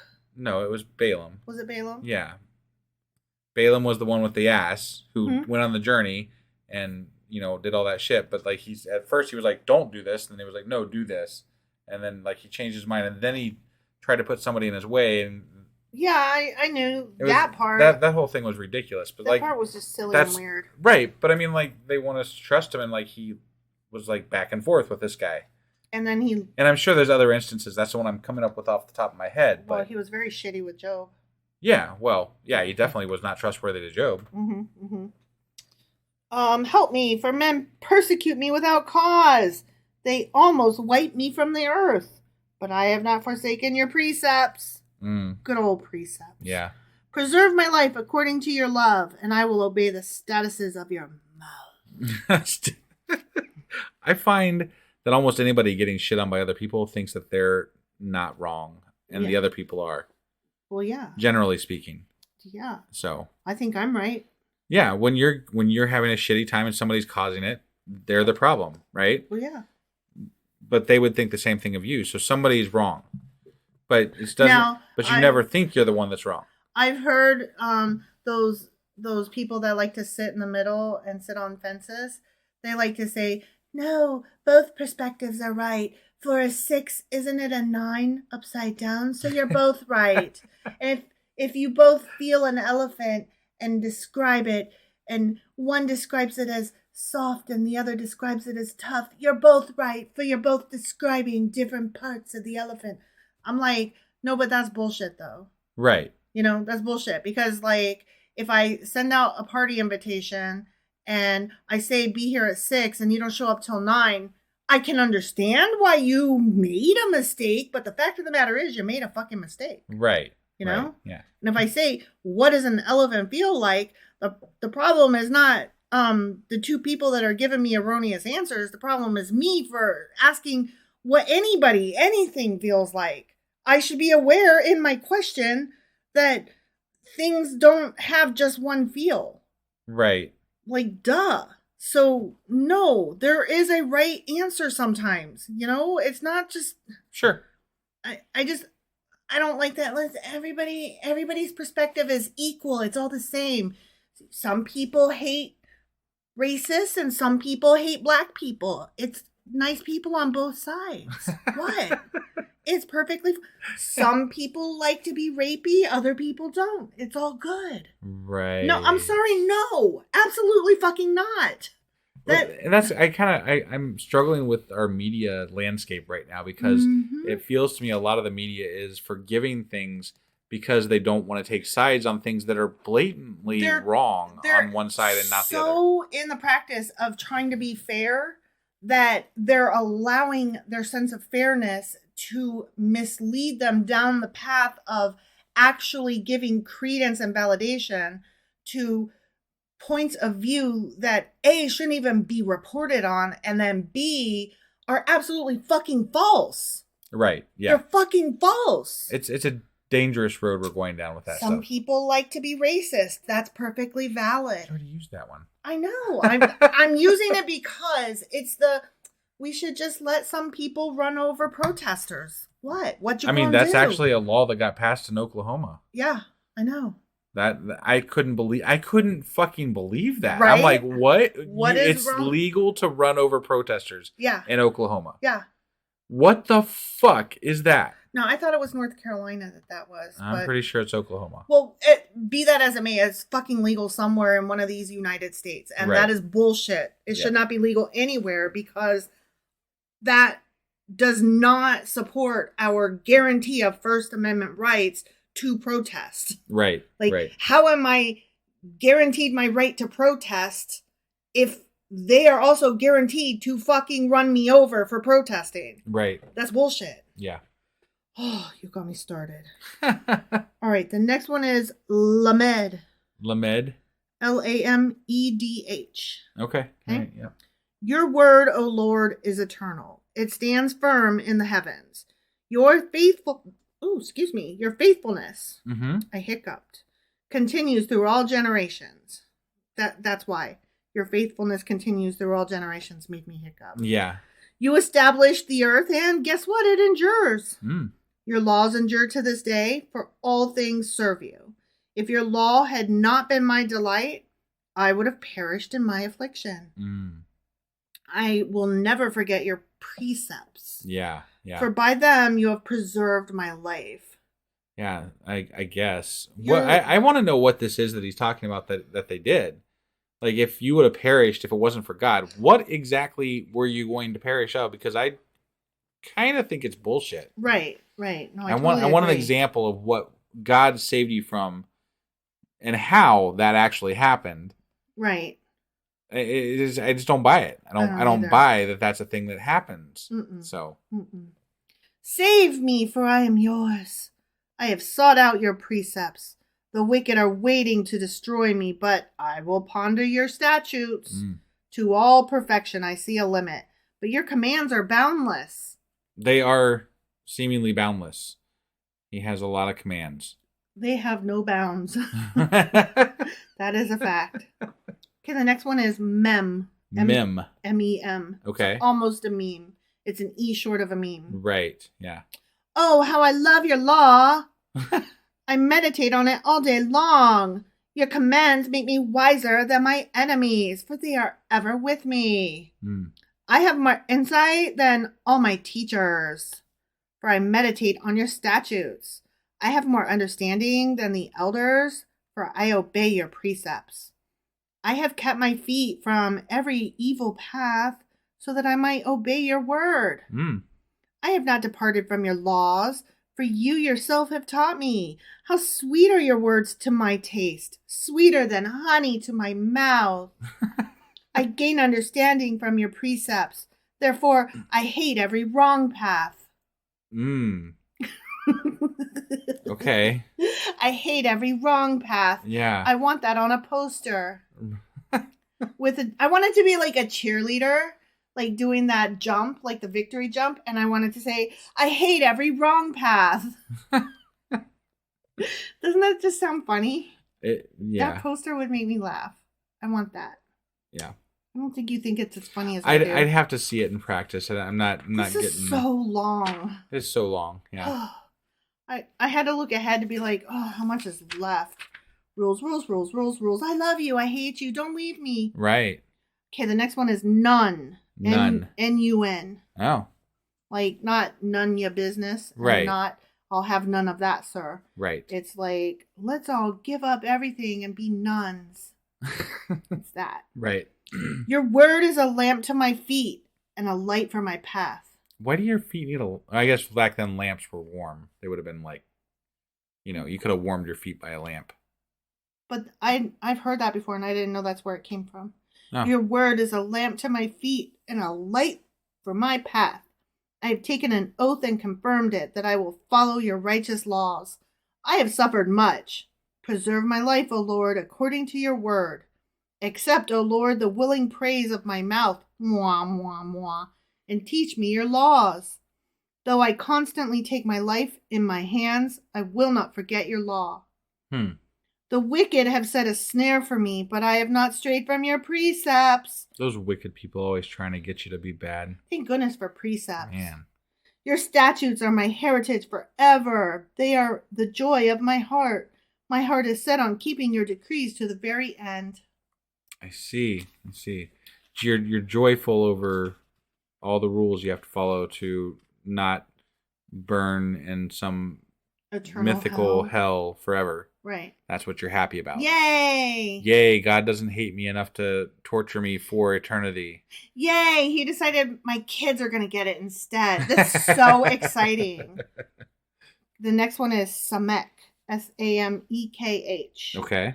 I have double-minded... Oh, wait, let me start over. I don't have. You That's don't, not what yeah, it says. okay, Nope. all right. I hate double-minded men. Double-minded. Hate them. Those damn double-minded men. All you men that are double-minded, I hate you. Right. But I love your law. But God's law. I hate double-minded men. Not the double-minded but I law. love your law. But not the double-minded men's law. No. I guess I don't mind double-minded gods, which are created by men. I guess not. But I love your law. Okay. Even though you are double-minded. I mean, right? They're nothing, but yeah, okay. You are my refuge and my shield. You're probably also my rock and my shelter, but that's not here. Right. I have put my hope in your word. Is that where you put it? Away from me, you evildoers, that I may keep the commands of my God. Sustain me according to your promise, and I will live. Do not let my hopes be dashed. Uphold me, and I will be delivered. Just like the UPS that's not going to be delivering next month when they go on strike. Yeah. Yeah, if you need something, order it now. That's what I'm hearing. Yeah. Your pickleball rackets. Right. Get them now. Get them while the getting's good. Yeah. Yeah. I will always have regard for your decrees. You reject all who stray from your decrees, for their deceitfulness is in vain. All the wicked of the earth you discard like dross. Therefore, I love your statuses. My flesh trembles in fear of you. I stand in awe of your laws. Okay. Okay? Yeah. Okay. This is so long. It really is. You said that. I In the last one. I feel like if we were still doing those old ones, I would be like, it's time for a break. Oh, yeah. Back when we had breaks in the middle of our show. Yeah. I would be like, okay, that's the halfway point. Right. Okay. The next one is Ayin. Ayin. Okay. I have done what is righteous and just. Do not leave me to my oppressors. Ensure your servant's well-being. Let not the arrogant oppress me. My eyes fail, looking for your salvation, looking for your righteous promise. Deal with your servant according to your love, and teach me your decrees. I am your servant. Give me discernment that I may understand your statutes. It is time for you to act, O Lord. Mm-hmm. Your law is being broken. Because I love your commands more than gold, more than pure gold. More than gold and more than pure gold. And because I consider all your precepts right, I hate every wrong path. Yeah. See? Right. There it is again. Right. I need that on a poster. Yeah. With a cheerleader. I hate every wrong path. Okay, the next one is P. P. Like P-E. Yeah. Got it. Physical education. Okay. Your statuses are wonderful. Therefore, I obey them. The unfolding of your words gives light. Every time I have words that unfold, they give light. Yeah. It gives understanding to the simple. So many simple. I open my mouth and pant. That's what it says.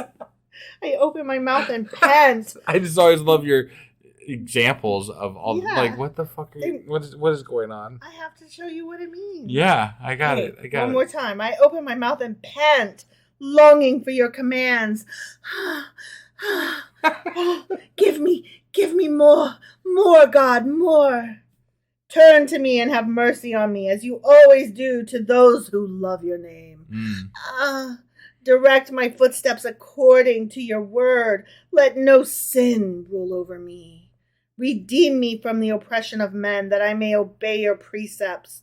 Make your face shine upon your servant, and teach me your decrees. Streams of tears flow from my eyes, for your law is not obeyed. It's probably because he was shining so bright, you couldn't hardly look at him. Like, God damn, dude. Stop shining so fucking bright. Maybe she's crying for other reasons. You don't know. Yeah. You don't know why she got tears. I don't know why they got tears. Yeah. Okay. The next one is Sadie. Sadie. Sadie. I don't know Hebrew. I don't either. It's Tsadhe. Got it. Righteous are you, O Lord, and your laws are right. The statutes you have laid down are righteous. Righteous, dude. They are fully trustworthy. My zeal wears me out. Oh my God, that's another cheerleader poster. That's too much zeal for me today. My zeal wears me out. Fuck ton of zeal I gave today, man. I have so much zeal, but my God, it wears me out. I hate wrong paths. For my enemies, ignore your words. Your promises have been thoroughly tested, for your servant loves them. Though I am lowly and despised, I do not forget your precepts. Yeah. Remember those wonderful precepts. Remember all the precepts? Yep, there's some precepts. Your righteousness is everlasting. And your law, you know what? What? Husband? What? It's true. Your law is true. Yeah, you gotta not have those mixed threads and don't eat that pork and shit. Some good law there. Yeah. Trouble and distress have come upon me. Trouble right here in River City. But your commands are my delight. Your statutes are forever right, not left. Yeah. Give me understanding that I may live. Okay. Okay. Yeah. The next one is... What happens if you live your whole life and God has taught you all of his precepts, his laws, his wonderful things and his guidance and all that shit, right? What if he teaches you all but he forgot one? And then you're fucked because he didn't teach you that one, Like you wore mixed threads. God would never. And he forgot about it. God would never forget. You don't think so? No. There's like a class you go to that's like God law. God is perfect. God would never fuck that up. Just, God's the best. He has all those precepts. Yeah, those precepts. Good stuff. I'm panting.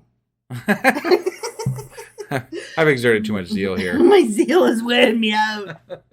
Okay, the next one is called Kof. Kof? Qoph. Okay. Kof. Or cough? Sure. Whatever. I call with all my heart. Answer me, O Lord. I'm panting over here. Come on, answer. And I will obey your decrees. I call out to you. Save me. Yeah. And I will keep your statutes. I will rise before dawn and cry for help. I have put my hope in your word. My eyes stay open through the watches of the night. That sounds like some problem there. You need some help with some You're sleep. not worn out from too much zeal. Yeah, it's not You're zeal. It's lack of sleep. Yeah. That I may meditate on your promises. Hear my voice in accordance with your love. Preserve my life, O Lord, according to your laws. Those who devise wicked schemes are near, but they are far from your law. Near. Okay. Far. Opposites. What are you going on about? From Sesame Street. Oh, okay. All right. They like run up real close to the screen and say near, that. And then they run real far away and they go far, and then they run back and they go opposites. Yeah, I remember that. It's the best. Yeah. Okay. Near and far. Got it. Yet you are near, O Lord, and all your commands are true. Long ago I learned from your statutes that you established them to last forever. Okay? Yeah. Got it? I got it. Okay. The next one. 1, 2, 3. Oh, we're almost done. We only got 3 of these fuckers left. Awesome. I mean, we have 3 of these lovely stanzas to go. Oh, bullshit. Okay. Resh. Resh? R-E-S-H. Okay. I'm tired. I need to get some rest. All that zeal wear me out. I need to get some rest. Look upon my suffering and deliver me, for I have not forgotten your law. Defend my cause and redeem me. Preserve my life according to your promise. Salvation is far from the wicked, for they do not seek out your decrees.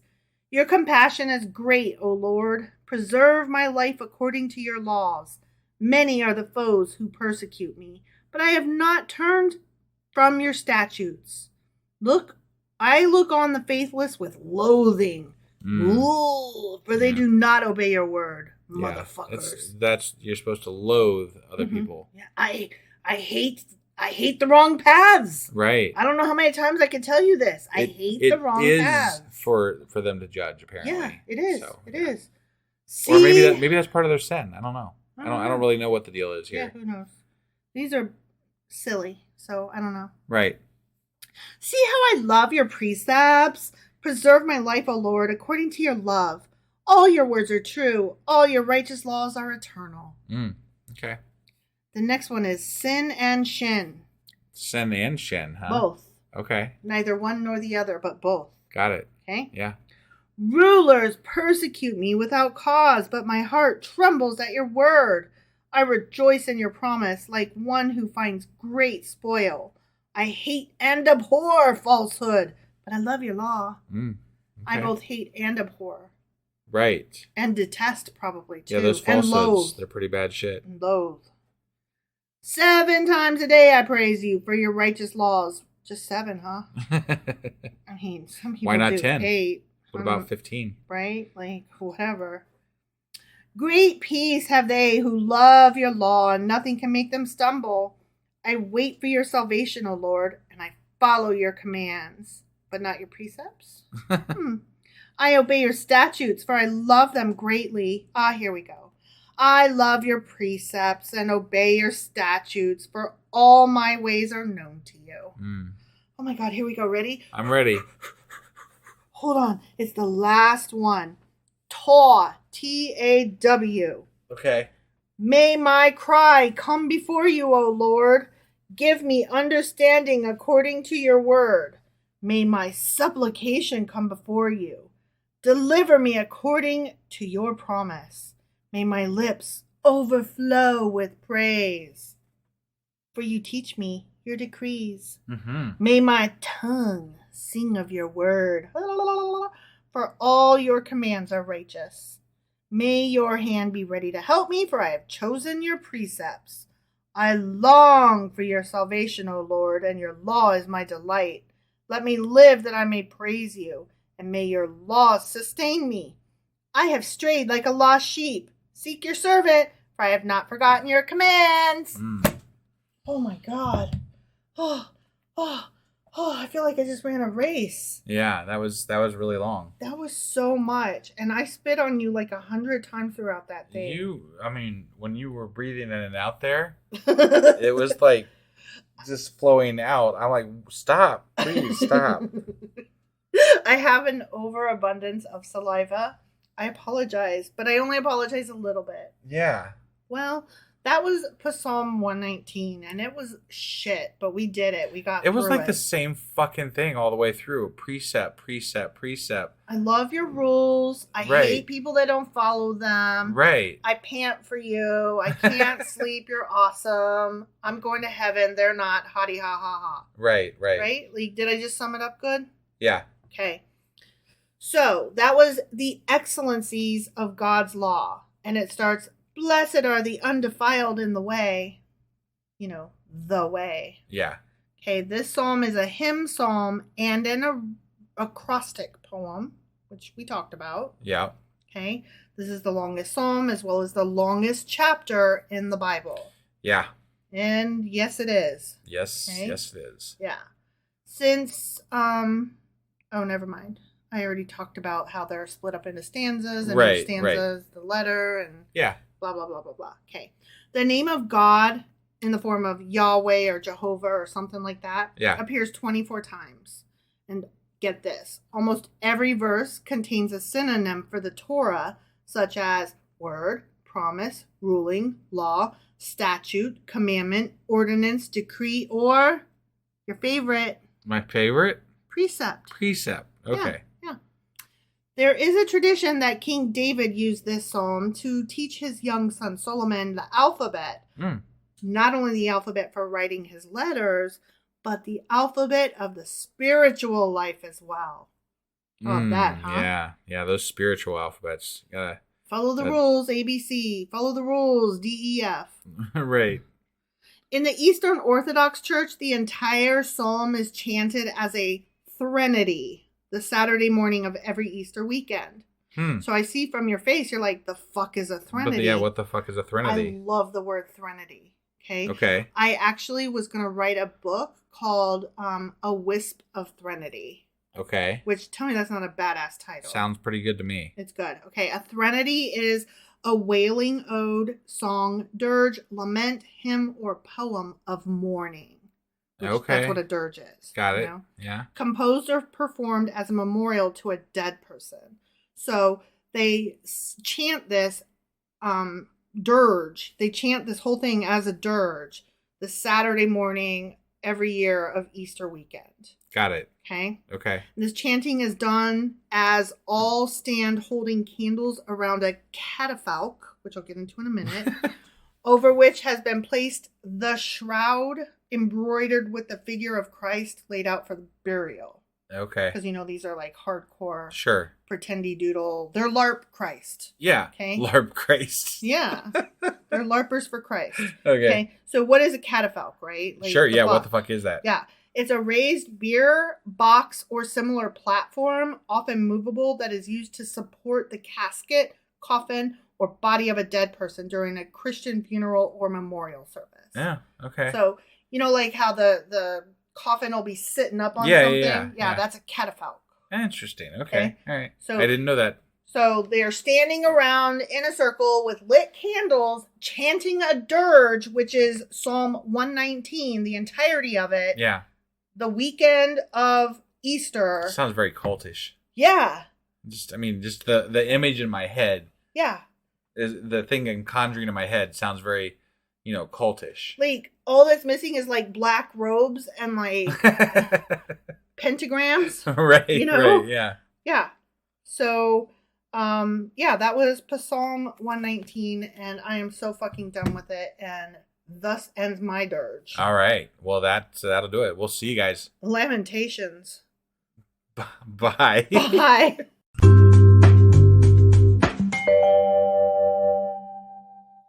Husband. Wife. Do you not remember where we're at? Because we're in the middle of Psalms. You ask me that every time. I actually do remember where we're at. Okay. We just finished 119, and it was the longest chapter of the Bible. Mm-hmm. And the longest psalm. And it was a acrostic poem that was going through the Hebrew alphabet. Mm-hmm. And it droned on and on about God. It sure as fuck did, which, I mean, we're in the Bible. What else is it going to drone on about? Right. So that's where we were yesterday. So then today, what are we going over? Psalms 120, 121, and 122. Awesome. Let's go do this. Okie dokie.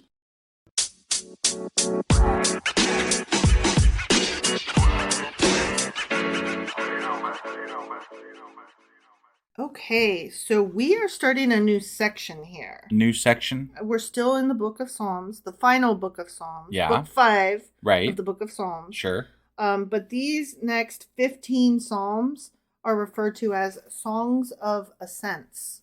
Okay. Okay? Yeah. So I just wanted to let you know that before we dive into the first one. Got it. Okay? Yeah. So Psalm 120, a song of ascents. A song of ascents. Not like a scent, like, that smells so good. Ascent. Yeah, like you are ascending. Yeah. Yeah, or assent, like, I agree. Right. You have my permission, my assent. Right. Yeah, that kind of thing. Okay? I call on the Lord in my distress, and he answers me. Save me, O Lord, from lion lips and from deceitful tongues. Lion lips, huh? Lying lips. I was thinking like roar. Like lion. the lips of a lion. Yeah. I was like, what the fuck? Lying lips. Yeah. Got it. You can't hide your lion lips. Yeah. What will he do to you? And what more besides, O deceitful tongue? He will punish you with a warrior's sharp arrows. Fuck. With burning coals of the broom tree. The broom tree. We did look. That was brought up somewhere else in the Bible. Yeah. We looked it up, and it's just like it's a tree that looks kind of like a broom. No, it's a tree that has branches that look like brooms. That's what I meant. But yeah, that's where branches are part of the tree. That's where brooms come from. Woe to me that I dwell in Meshesh. What? Meshesh. Okay. Meshesh. Yeah. Woe to me for living there. Woe that I live among the tents of Kedar. Oh, I hate those tents. Yeah, of Kedar. Mm-hmm. Too long have I lived among those who hate peace. Man, I hate it when I live among people who hate peace. I know, as I'm shouting, get 'em! Right, yeah. Yeah. I am a man of peace, but when I speak, they are for war. When I speak, they are for war? Mm-hmm. The bad people are for war, or who's for war? The people whose tents I live among in this place. Because they're not of peace. Right. Of course. Yeah, they're worry. Got it. They're warish. Okay. They're warmongerers. Yeah. Okay. So Psalm 120 is a prayer for deliverance from deceitfulness. Got it. Okay. Yeah. And it starts, in my distress I cried unto the Lord, and he heard me. Did he hear you? He heard me. He heard you. With his ears. Mm-hmm. This is one of 15 psalms categorized as songs of ascents. And those are Psalms 120 through 120 through 134. Got it. Okay? Yeah.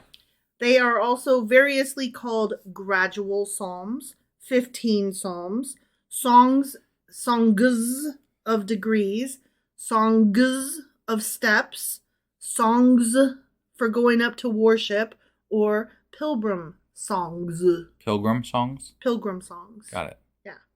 Many scholars believe the title indicates that these psalms were sung by worshipers as they ascended the road to Jerusalem to attend the 3 pilgrim festivals as described in Deuteronomy chapter 16, verse 16. Okay. All right. Okay? Yeah. Others, because, we never get a definitive answer. Right. There's a couple different ones. Of course. Others think they were sung by the Levite singers as they ascended the 15 steps to minister at the Temple of Jerusalem. Okay, yeah. Yet another view says the Levites first sang the songs at the dedication of Solomon's temple in 959 BC. Got it. I would say the least likely so far is the 15 steps, because to sing 15 psalms over 15 steps seems excessive. Well, they're real short, and it just means every time you take a step, you do a real quick psalm. Right. They're all real short. Gotcha. So you take a step, say a psalm. Take a step, say a psalm. Okay. So all right. Kind of tracks. Yeah. All right. Another study, this is another view, okay? Yeah.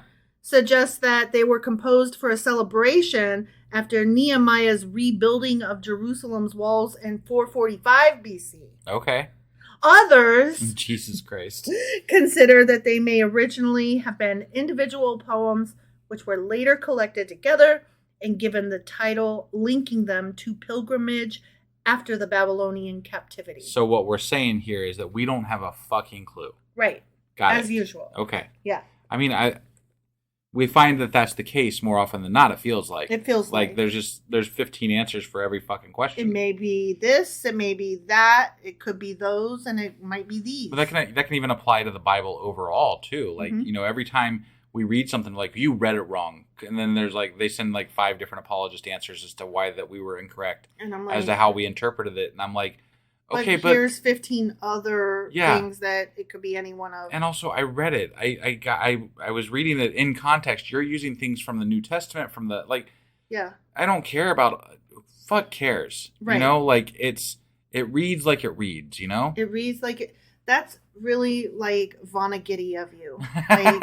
And so it goes. Right. Yeah. It be what it be. Yep.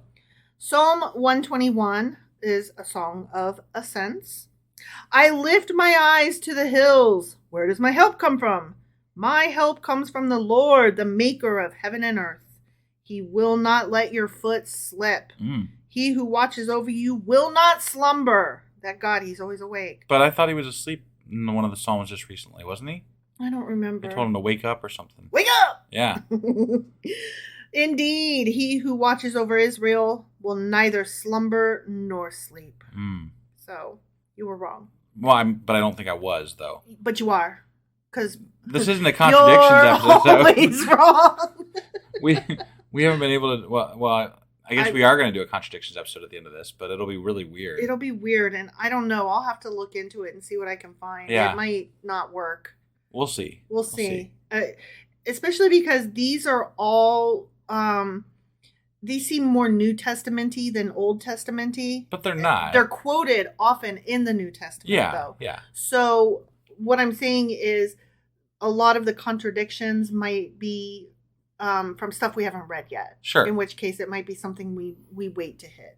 I don't know. I mean, I just found a contradiction that's just there. Okay. So, well, we'll see. We'll see. Okay. Okay. The Lord watches over you. The Lord is your shade at your right hand. Okay. The sun will not harm you by day, nor the moon by night. Now, that is not true. People get sunburned all the fucking time. That's true. And, badly. Yeah. Whether they're Christians or not. You can't get moonburn. No, that is true. But you can get mosquito bit. You can. Yeah, that and happens often at night. do. Yeah. The Lord will keep you from all harm. He will watch over your life. The Lord will watch over your coming and going, both now and forevermore. Oh, that's nice of him. That's cute. Yeah. Okay, Psalm 121 notes, the Lord is thy keeper.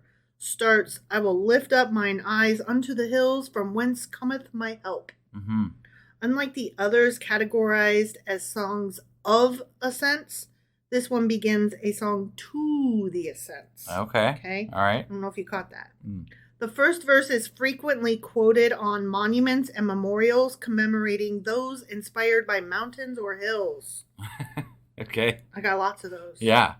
It has been referred to by some as a soldier's song or as a traveler's hymn. Okay.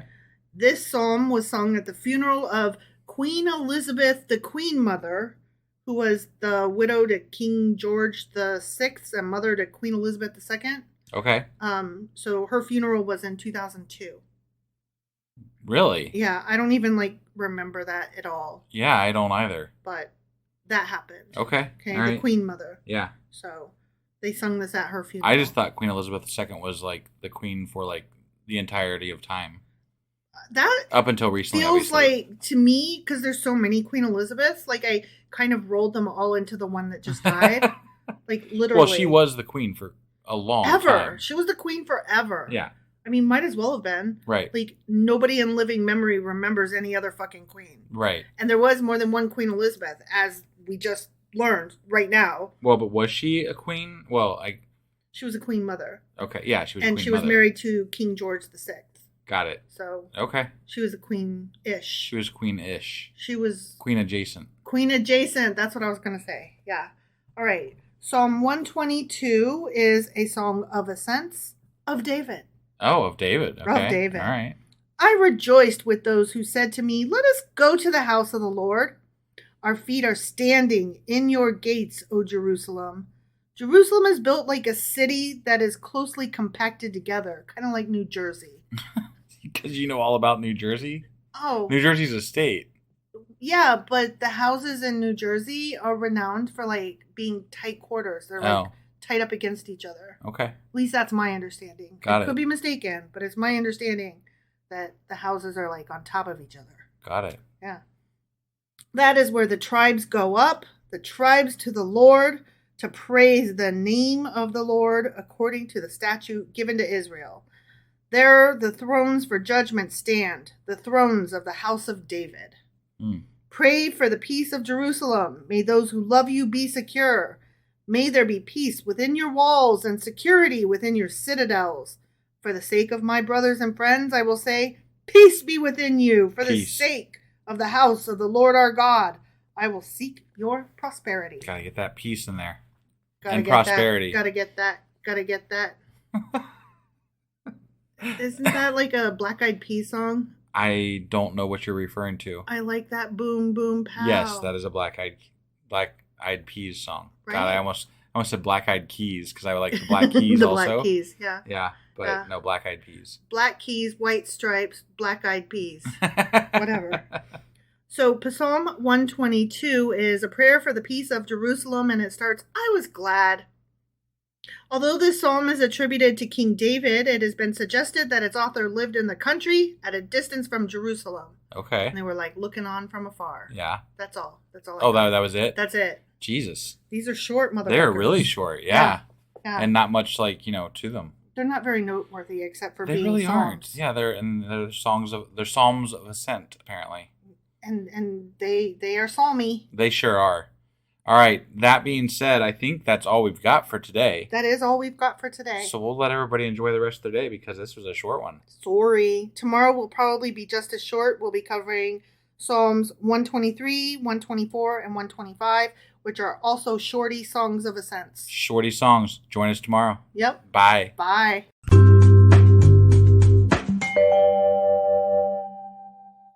Husband. Wife. We are in Psalms, so do you not remember where we're at? Actually, I do. Do you? I do. We are reading a set of 15. It's like Psalms of Ascendancy or something. Ascents. Sorry, I was close. You were. Good on you. Yeah, so... I had to do a copy-paste, because I was like, what are those shit things called again? Yeah, so I don't remember what numbers they were last time. So what did we read last time? It was... 120, 121, and 122. Which means that today we'll be reading... Psalms 123, 124, and 125. Which will be more Psalms of Ascents. Ascents. Yes. All right, let's go do this. Okie dokie.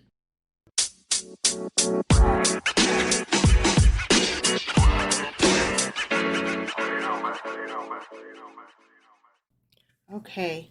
Well, these are real short, so before I start... Yeah? I want to tell you, do you remember yesterday when I mentioned that song by the Black Eyed Peas? Yes. Gotta get that boom, boom, pow. Yes, yeah. I remember. Okay, so I played that song today because it was stuck in my head. Uh-huh. For the toddler that I babysit. Right. He made me play it over and over again. So the toddler's got a new favorite song or something? Yeah, so maybe I'm 2000 late, but I made that song be fun for an entirely new generation of children. Right. So that was fun for me today. Okay. Yeah. All right. Just thought I'd put that out there. Sure. Since we have time to bullshit. Right. Yeah. Okay. All right. Psalm 123. You ready for this? I am ready for this. I lift up my eyes to you whose throne is in heaven. Wait, I thought his throne was on the fucking ark. His throne is wherever the fuck he wants it to be. Okay. Okay? All right. Sometimes it's on the mountain. I thought that was, they built him a throne. Yes, and sometimes it's there. And then they had to build him like a whole fucking, like, building. Tabernacle. Put the goddamn thing in. Yeah. Yeah. Well, no, they built the tabernacle temporarily before they built the temple. Oh, that's true. And then they built the temple again. I apologize. I have my building phraseology wrong. Right. No, you're right. But I mean, they built multiple places for him to sit on that fucking throne, and apparently he's sitting in heaven. He sits wherever the fuck he wants. Come on. What? You're God. Wouldn't you sit wherever the fuck you want? I'll sit on a throne here. Well, yeah. I'll sit on a throne there. I'll sit on a mountain and spin. The fuck you gonna do about it? I'm in a goddamn pillar of cloud. I mean, everybody says he's outside of time, space, and all that other shit. I'm surprised he sits at all. That is true. I don't know what the fuck he sit on the ethereal cloud of farts. I lift up my eyes to you, fart face, to you whose throne is in heaven. As the eyes of slaves look to the hand of their master. That's really something there. Yeah. As the eyes of a maid look to the hand of her mistress, so our eyes look to the Lord our God till he shows us his mercy. Are they comparing maids and slaves to followers of God? Yeah. Wow. Mm-hmm. That's something. That's something. Mm-hmm. Okay. All right. Because you look up to your master waiting for mercy. So apparently we are... okay. Yeah. I'm just going to let that one hang there because that's... wow. Yep. Okay. Yep. All right. And I think that every Christian on the planet would be like, yes, that is correct. And we're happy to be so. What? What is your beef? So our eyes look to the Lord our God till he shows us his mercy. Okay. This sounds like one of those things that they would have used to justify slavery. Mm-hmm. It also sounds like cult stuff. Right. Yeah. Okay. Kind of gross. Right. Have mercy on us, O Lord. Have mercy on us, for we have endured much contempt. We have endured much ridicule from the proud, much contempt from the arrogant. Okay. Yep, that's it. So we're... Yeah. Okay. I'm like, whatever. You get to pick what God you follow, today at least, and this is the one you pick, and you're sad that I'm making fun of you. Right. You goddamn right I'm making fun of you. No, and that's just it. Like, I don't understand why people would choose to follow this God. Like, I read these passages and I'm like, this is not something that would inspire me to follow them at all. So I don't get it. I don't either. Psalm 123 is a prayer for mercy. It's also sometimes referred to as the Psalm of the Eyes. And it starts, unto thee lift I up mine eyes. Okay. That's all kinds of verb and noun agreement, subject and object. It's a grammar nightmare. Right. It's correct, but it's like not the easiest flowing sentence. Right. Psalm 123 is a rare case of a psalm that rhymes in Hebrew. Interesting. Although it's been pointed out that very likely the rhyming was likely purely accidental. And I'm like, really? How does rhyming? I was a poet and didn't fucking know it. It's the first instance of it, right? Yeah. Like, it's kind of like when you say, I fed the cat and then I went to play bat. Oh, I rhymed it. Right. Except, like, what? This one's like, I looked at God and he was really with a nice bod. And so I gave him my eyes and he was like, surprise. Yeah, that was good stuff right there. But I tried. Right. How do you accidentally rhyme yeah. a lot? Sure. I mean, granted, there's only like 5 lines so it wasn't a lot. Okay, but it's 5 couplets or whatever, and they rhymed. Sure. 5 times you rhymed. We assume. We don't know. I call bullshit. Right. That's all I'm saying. Sure. I call bullshit. Okay. Psalm 124. Guess what? The other one was a song of ascents. I forgot to say that. A song. A song. Of ascents. Got it. And this one is also a song of ascents, and it's of David. Got it. Okay. The other one wasn't. This one is. Okay. And just in case anybody's jumping in new here, the reason that I'm being sure to enunciate song is to differentiate it from psalm. Yeah, psalm and song. Because in audio format, they sound interchangeable. Right. Okay.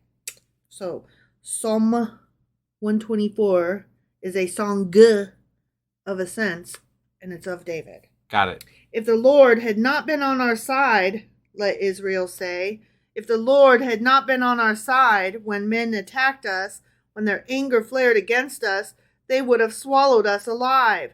The flood would have engulfed us. The torrent would have swept over us. The raging waters would have swept us away. Praise be to the Lord, who has not let us be torn by their teeth. We have escaped like a bird out of the fowler's snare. The snare has been broken, and we have escaped. Our help is in the name of the Lord, the maker of heaven and earth. Okay. Right? Yep. All right. Psalm 124 is a praise for deliverance from enemies. And it starts, if it had not been the Lord who was on our side. Right. It would have been nationwide. And you rhymed. That's awesome. So there was a note that I didn't quite understand what it was referring to, but I learned the word versicle. Do you know what a versicle is? Like a verse that's in the form of popsicle? That's what I thought too. Okay. So right. Our minds were on the same track there, yeah. But it's not. It's a call and response. Okay. Do you know what a call and response is? So like one person says something and then the rest of the people say the response to it. Yeah. Okay. So it's kind of like when a cheerleader's like, give me an S, and then the crowd says S. S. Right. Yeah. Like that. Okay. So the thing that I read said that verse 8 is a versicle that's used for various introductions, but I didn't really see what it meant, like introduction of what. What did it say again? Our help is in the name of the Lord. And then you read that one. The maker of heaven and earth. Right. I mean, it sounds like something you would do in church. It does, but I'm just like, you could also do it, praise be to the Lord. Who has not let us be torn by their teeth. Right? Right, yeah. That works for any of them. Could be, I dubbed thee a versicle. Right, yeah. Right? Like, what makes verse 8 so much more versicle-y than the others? Because it was probably known to be something that if they said this verse, that response, no shit. So it was just a thing. They decided it, but they had why? a thing. I understand that they had a thing. I don't know why. Okay, we'll just say, I don't know. Don't try to, like, bullshit an answer. I was just saying that they whatever. Yeah. Yeah, whatever. Okay, so Psalm 125 is a song of ascents. Okay. Again, still more, Right, more songs of psalms. Yeah. That are ascents. Ascendedness. Sure. Ascenting? Yeah.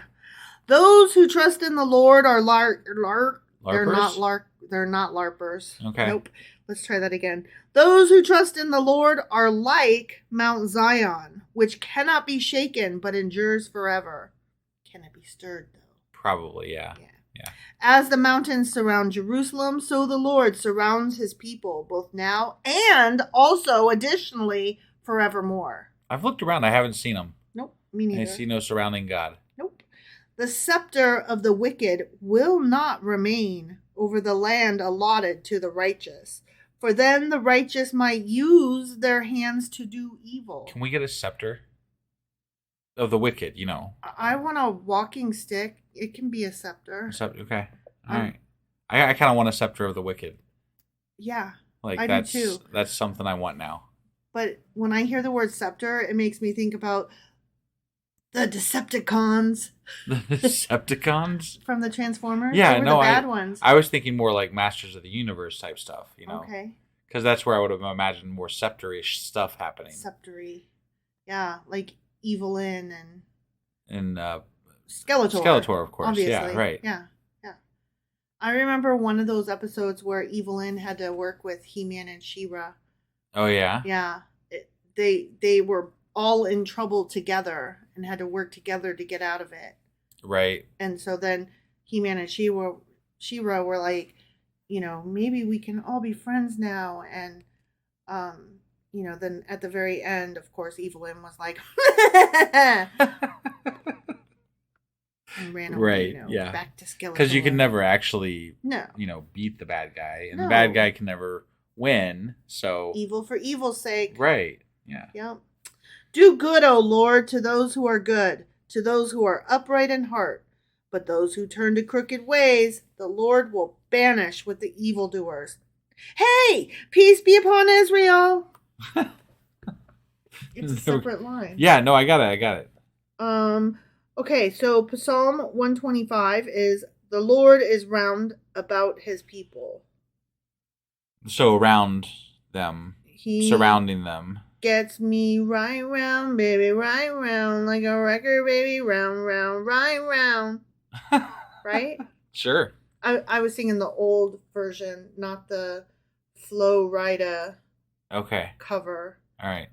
Which is different because he says, when you go down, down. Got it. Which makes it sound sexual, but I was informed that it's actually surf music. And so it's like when a wave, but I'm like, is it though? Because it really, I think it has to do with the style though. Okay, but he's saying you spin me right round when you go down, down. I'm like, okay, maybe the wave is knocking him over and it spun him around. But also, if a girl goes down, down, it does spin him surf right music round. Mixed, like it's both, right? So they're throwing a trick phrase in there to make it both. I did not care for it. No, because my mind is of the gutter, and therefore I know every teenager ever also thought the same thing, and that it was about a girl going down on a guy. Got it. And it she sucked such good dick that it sent his heart round, round. Got it. Yeah. Whereas the original went, you spin me right round, baby, right round, like a record, baby, round, round. Like, he never said when you go down, down. Like, he never said that. Right. In the original. He was just like, you got my heart pitter-pattering. It's, you spin me around. Sure. So, like, there was no ambiguity there. Is it surf or is it oral? Who knows? So this one is, the Lord is round about his people. And it starts, they that trust in the Lord shall be as Mount Zion. And that's literally my notes. Wow. Yeah.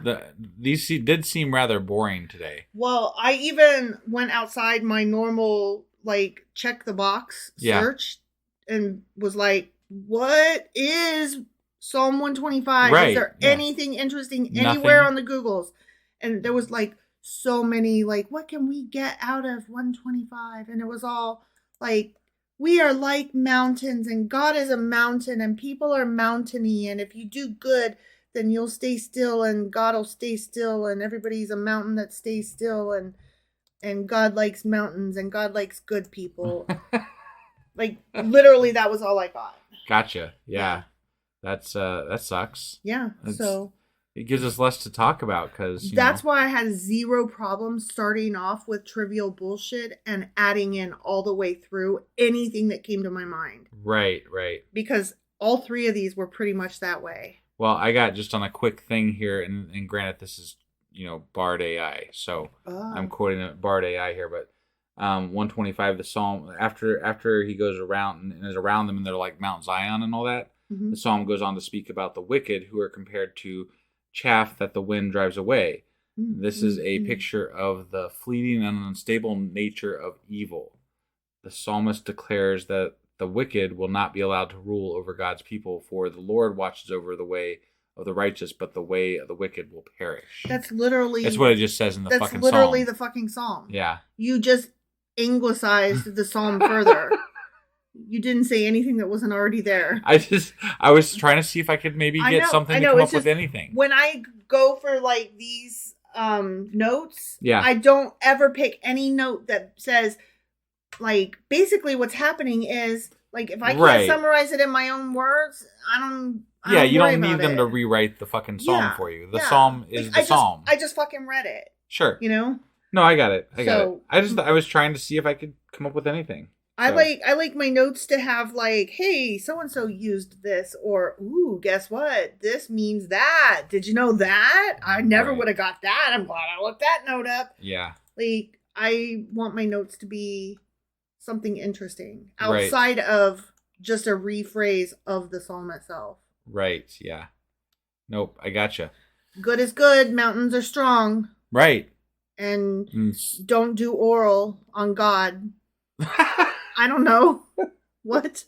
You're a versicle. Oh, I should mention this while we're sitting here just rambling on about nothing. Okay.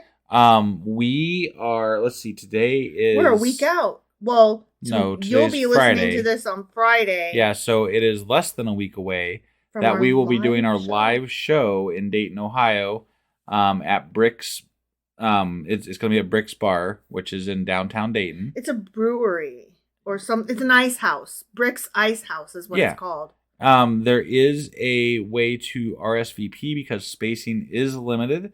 So if you are in the Dayton area or are going to be in the Dayton area, reach out to us and let us know so that we can get you the information on how to RSVP.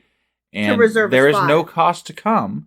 It's free. There's no cover. We would love to see you there. So, awesome. If you are able, let's see you there. Brix is BRIXX. Yes. And it is an ice house. It is not... Correct. It is a club. They have bar beer. Yes, no, I know. I'm just saying, if you were to look it up online, it's Brix Ice House. Yeah. And brewery or something like that. It's literally right across the street from the Dayton Dragons, Fifth Third minor league team, baseball team. Yeah. Field. It's across from Fifth Third Field. So yeah. If you want to come, that's where we're going to be. That's on the 27th from 7 to 10. Thursday. Be there or be square. Or, just keep listening to us on here. That as well. We still love that too. Whoops. Yeah. Yeah, and if you can't come, you should totally join our Discord. Yeah, because we'll be broadcasting that live on the Discord that night too. Yeah. So you can still be there, just you can be there in spirit. Not in physical form. Right. Be a ghost. Hover. like God. All right. I think we've gone on long enough. Yes? It would spin us right round, baby. Right round. It sure would. Yeah. That's all you got? Now I'm done. Okay. Now I'm done.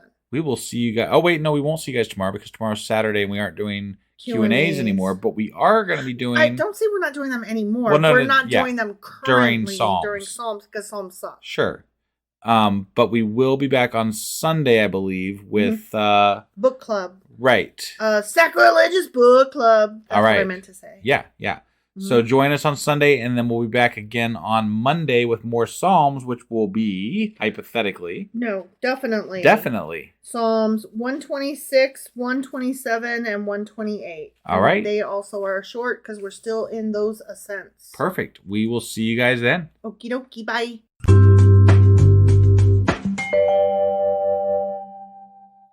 Husband. Wife. Do you know what we're doing today? It has something to do with a book. It is. It's Sacrilegious Book Club. That's the one. It is. Yeah. So what are we going over today?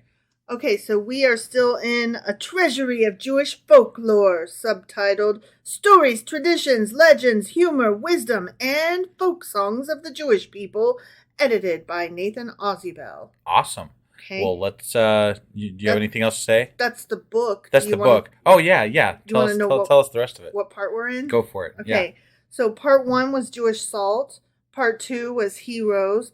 We are beginning part 3, the Human Comedy. Ah, okay. Okay. Yeah. All right. Good stuff. Let's go do it. All righty. All right.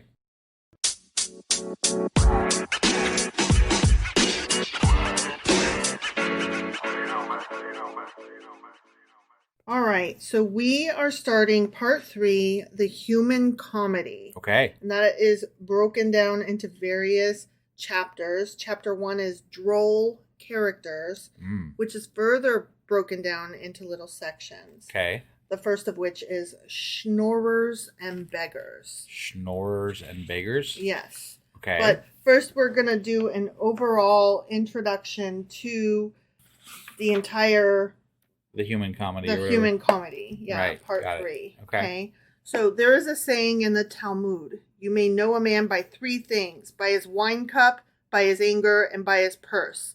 But some also say you may also know him by his laughter. Okay, sure. So then it goes on further to say in this intro, the average Jew cannot carry on a conversation without trying to illuminate it with a story or joke. In fact, the need for this is sometimes too compulsive. It has even given rise to a Jewish witticism in paraphrase of its Talmudic original. Who is a hero? Why, he who suppresses the urge to tell a joke. I can relate to that, right. Honestly. Like, that's one of my sayings, everything's a story. Or I also say, catastrophe now makes a great story later. Sure. Because it's true. It is. It is. So the intro further goes on to say, Jews are skillful at joke making because they are also virtuosi in the art of pathos. They have been tempered by necessity to take life passionately, with gaiety as well as with sober earnestness. This dual capacity for, weeping and laughing at the same time, from which was coined the Yiddish expression laughter through tears, which is kind of something we can all relate to, has had its origin in the chaos of life. Like, it reminds me of that song, I'm the kind of guy that laughs at a funeral. Right. You know, like, that's me. Yeah. Totally. I'm not Jewish, by the way. Like, no, I feel like it's important. Like, I'm not trying to paint myself as Jewish. I just totally get what they're saying. Sure. Because I would do that. Right. Like, I take the darkest moment and try to find some funniness in it. Yeah. Which is irritating to people who are trying to take it very seriously. Right. Right. And I'm like, well, that's not how I process darkness. The harmony of light and shadow is always at work. The same experiences which have made the Jew realistic and thoughtful have also exposed to his ironic eye the foolishness and incongruities of the human comedy. It is one of the wholesome defense mechanisms by which he is enabled to keep a balanced outlook. Okay, and then we're going to skip forward here some, and then further on it says, Jewish jokes and witticisms, as those in this compilation will bear out, are not just fun-loving and laugh-provoking. They are frequently bitten with the acid of satire and are permeated by a philosophy of gentle ruefulness, which is a commentary on the limitations inherent in life and mankind. I just love the way this is written. Yeah. Like, the writer of this just has a wonderful way of phrasing sentences. Yeah, yeah. Jewish humor is seldom savage or cruel, but genial, tongue-in-cheek, and philosophic. To be sure, it holds up to ridicule stupidity, boorishness, avarice, hypocrisy, and humbuggery. Mm-hmm. It gleefully exposes smug ignorance and the hollow pride of caste. Yet it is rarely marked by a self-righteousness. By and large, it reveals a tolerance of human frailties. And then skip ahead again, and it says, the overtones of satire, irony, and quip we hear even in the Old Testament. For example, and I really loved this example because I remember us commenting on it when we read it. Okay. For example, there is the gay mockery of the prophet Elijah as he listens to the idol-worshipping soothsayers of Baal invoking their god morning, noon, and night. O Baal, hear us! To this, the rational-minded Elijah remarks tauntingly, cry ye louder, for he is a god. He is perhaps talking or walking, or he is on a journey, or peradventure he sleepeth and must be awakened. That's so funny to me because it applies to Christians too. Yes. So it was that whole my God's bigger than your God contest. Yeah. So it's funny in that what he was saying could be applied to both. Right. Yeah. But it was like Yeah. The liveliness and the many-sidedness of Jewish humor make it possible for everyone to find in it that which will suit his taste. It is a treasury in which lies stored up 3,000 years of a people's laughter. And I just thought that was a really great way to summarize this entire section. Yeah. Okay, so now we're going to read about droll characters. Okay. The first of which is schnorrers and beggars. Schnorrers is spelled Schnorrers. So not like somebody who's snoring because they're sleeping so hard. Right. A schnorrer is like a humbuggery kind of guy. Got it. Okay. It was but inevitable that the widespread poverty among the Jews of Europe should be given rise to a class of beggars and panhandlers. They possessed all the traits usually associated with their type and practiced the proverbial skullduggery of beggars among all peoples. There were lynx-eyed blind men, mutes who were eloquent with abuse, fleet-footed cripples, and dying nebbishes with the appetite of a healthy horse. So these are like the blind person who could actually see like an eagle. You know what I mean? Got it. I don't know if you caught that, but every single one of these was a hungry person who ate like a horse. Okay. Like it's all, they are claiming to be one thing, but they're actually quite the opposite. Got it. Okay. Yeah. Is this just the description for this section, or is this? This is the description for schnorrers and beggars. Okay. All right. Okay. Which is the first part under droll characters. Got it. Okay. There are innumerable stories about beggars in Jewish folklore which merrily describe their duplicities in obtaining alms. Apart from them was a certain type of beggar, and that's the one we're going to read about today, who stood entirely in a class by himself. This was the schnorrer. Okay. Although he had his counterpart among other people since he was the product of the same material necessity, nevertheless he was cast in a distinctive mold. It might be well to point out that the psychological makeup of the schnorrer, or for that matter of any other Jewish type, was not due to anything innately peculiar to the character of the Jewish people, but was due rather to the peculiar conditions with which Jewish life was burdened for so many centuries. So what were the characteristics of the schnorrer? That's what we're here to find out. Right? Yeah. He disdained to stretch out his hand for alms like an ordinary beggar. He did not solicit aid, he demanded it. In fact, he considered it his divine right. Unlike the whining, obsequious beggar, he recoiled from demeaning himself. This by no means from the compunctions of a sensitive soul, but from the sheer arrogance and vanity. Like, I am owed these things. Okay. Right? Yeah. Since he was obliged to live by his wits, he, understandably enough, developed all the facile improvisations of an adventurer. To teach his objective, he considered all means fair. So he was a swindler of the best sort. Got it. Because he was so upfront about it. Got it. Tact and self-restraint were not his strong points. They would only prove practical stumbling blocks to the practice of his profession.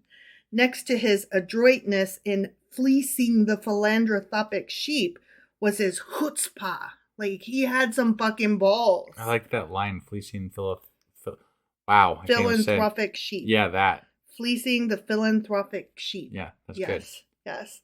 Was his chutzpah, his unmitigated impudence.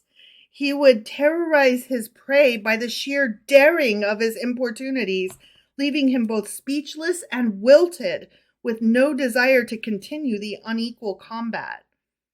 Schnorring was no mean art. Duplicity and chutzpah were not enough. One also had to be trigger intelligent, imaginative, persuasive, in short, a salesman to the gullible of one's crying poverty. So not just a beggar, but a really smart demander. Right. Who was not above trickery. Sure. And psychological mindfucks. Right. Like, even I would go so far as to say as gaslighting. Right. Many men of this type were even learned, for Torah scholarship was another dart in the quiver of schnorring persuasiveness. This makes me think of like a lot of the smarter people on Twitter, honestly. Like, why is that?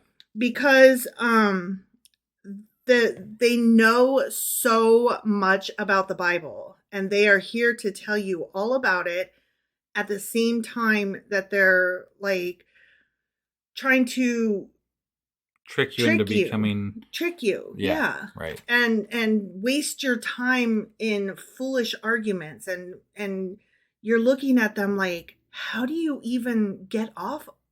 Where do you get the nerve to talk to me like this? And they're like, how would I not? Right. You know what I mean?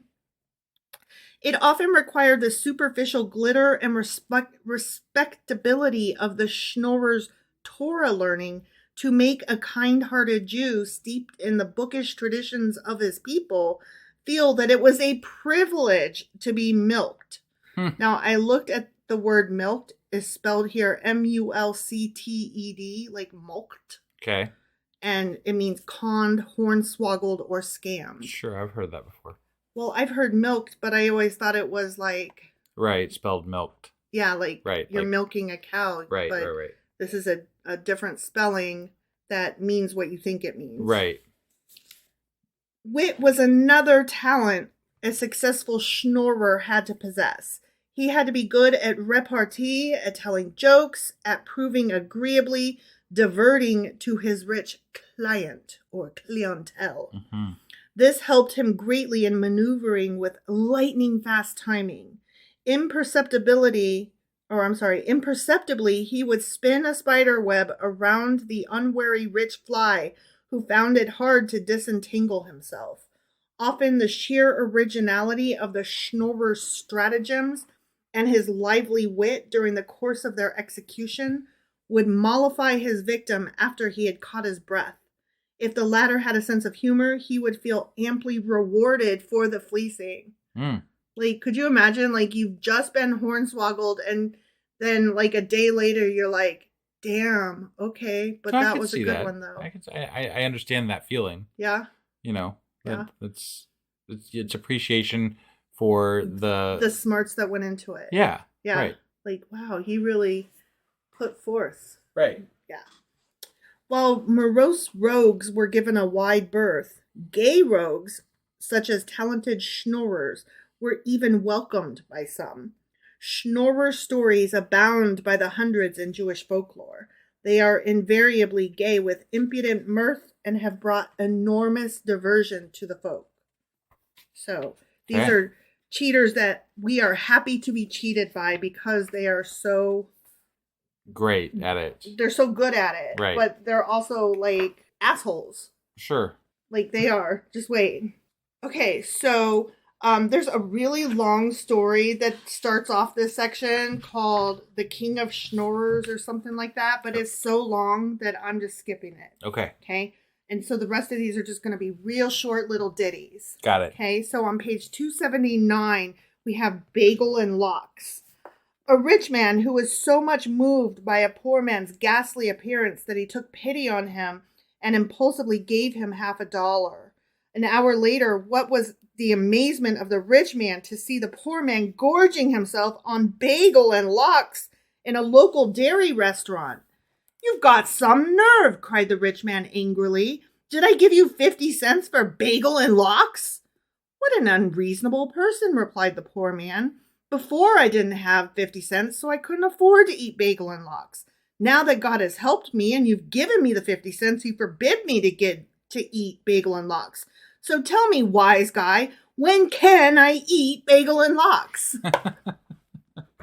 It makes me think, like, it's funny, but it also makes me think of, like, there's always this complaint by the middle class when they see a poor person walking around with any extravagance, with, like, a nice car or a phone, right, or expensive sneakers, sure, or something like that, and they're like, "How dare you be poor and have a nice thing? Right. You spent your money on that nice thing when you could have spent it on what? Things that will help me not be poor? This one nice thing doesn't help me not be poor. Right. This one nice thing helps me, like, tolerate being poor. And I guarantee you, when it's old, it won't be replaced. You know why? Because I'm poor. And when you already don't have enough and still don't have enough, it's hard to see the long game there because there's not really much of one. Right. You know, like, even if you were really smart with the money, you know, and made it last as long as you could, you're not ever going to get out of renting. You know, you might someday be able to like afford to rent a nicer place, but if you're super smart with your money or whatever, if you start out making minimum wage and come from a poor family and don't have a lot of I'm sorry, I'm totally projecting myself into this, like a whole shit ton. Like, there was no way in my life that I was ever going to, like, be president of the United States or become a millionaire and buy a mansion. Like, my whole life was just always going to be what it was. Like, not buying myself a phone was not going to help me be rich, you know? That's not exactly where I was going with it, but I understand your point of view. I think that when people buy an extravagance, it's something to alleviate their depression of their lot in life. It's not necessarily that you can't make yourself better, but that one little thing that somebody helped you out with is not going to make that difference. Right. That's what I'm. That's so kind of it what I was takes saying a lot in the more long than term. that. Yeah. You have to. There's a lot more to it. There's a lot more to it. Yeah.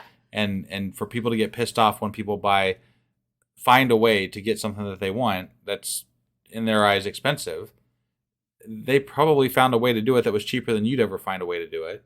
Or, first of all, or a friend helped them out, or they qualified for some kind of grant or financial aid. You can't really, you don't know until you walk in those shoes. You know? So fuck off. Right.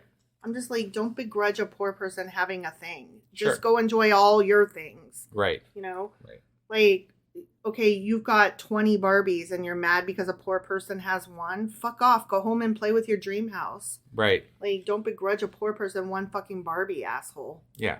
Is what I'm trying to say. All right. So on page 280, we move to They Got the Itch. Okay.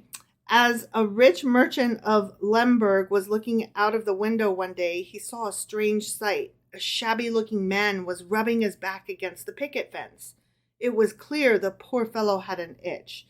So the rich man called him into his house and listened to his tale of woe. "I haven't had a bath for months," complained the unfortunate man.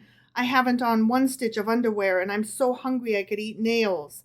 The rich man was moved to tears by the man's desperate plight. So he dined and wined him, gave him underwear, and in addition 10 kreutzer for the steam bath. Then he sent him away with God's blessings. The news of the rich man's loving kindness swept through Lemberg like wildfire.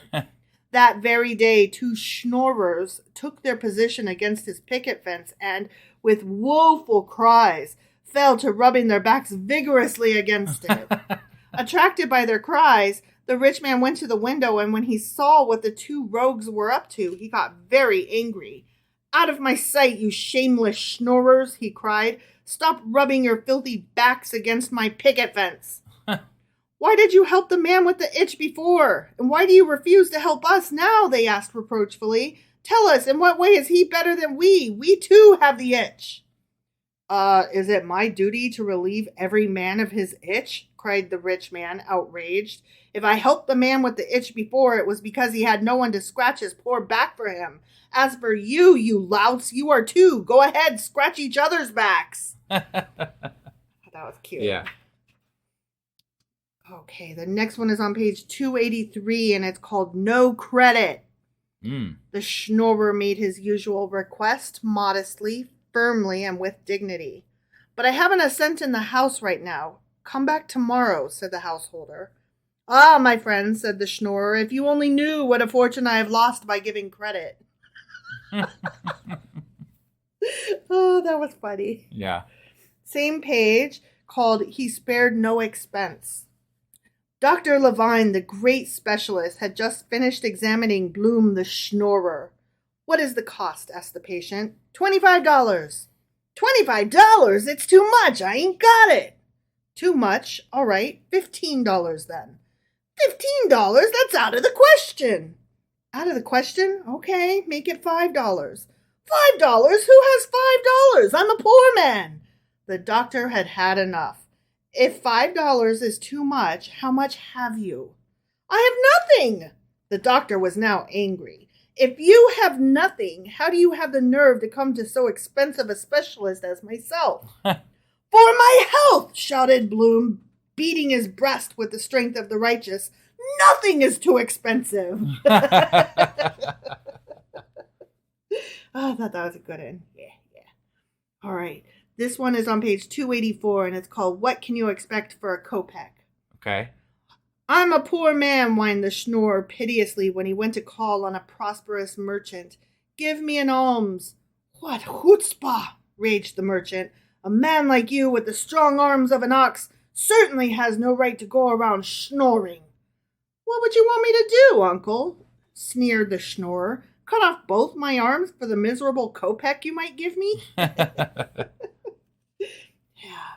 All right, that's it. Okay. That's what I had. Those are the ones that I marked as fit to read. Sure. So sometimes I was on the Schnorrer side and sometimes I was on the philanthropist side. Yeah. Which I think was kind of the point. Right. Yeah.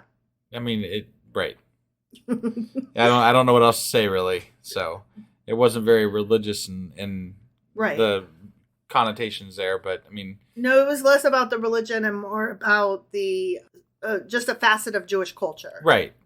So that's all we have today then? Correct. All right. I'm going to be getting out our weekly replay here in just a little bit. Okie dokie. And then we will be back tomorrow with some more Psalms, and those would be... Psalms are... I don't know, something... They're like in the 120s or something. They're 120 something. Yeah, I'm sorry. I didn't have those marked as ready. Yes, okay. So 120 something. But we'll be back tomorrow with Psalms. Yes, so. 3 of them. And don't forget, if you are anywhere in the Dayton area, we are doing our live event this week. So it will be this Thursday, 7 p.m. at Brick's Ice House in Dayton, Ohio, starting at 7 p.m. And we'll actually start the podcast itself at 8 p.m., which will be broadcasting live also on Discord. And there's links in the show notes to our Discord server. Which means that we won't be doing a Discord live on Tuesday like we normally do. Yeah. Because we're doing it Thursday instead. Right.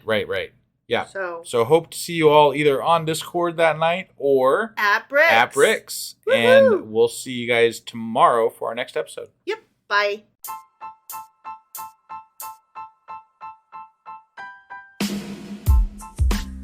Hey, wife, I guess that's the end? But husband, that's just sad. It doesn't have to be. We are on lots of social media platforms like Twitter. Our handle there is sacrilegious_D. For D's nuts. Oh my God. Stop doing that. Anyway, we're also on Facebook, Instagram, and Pinterest. There's a link to all of our social media sites at our website.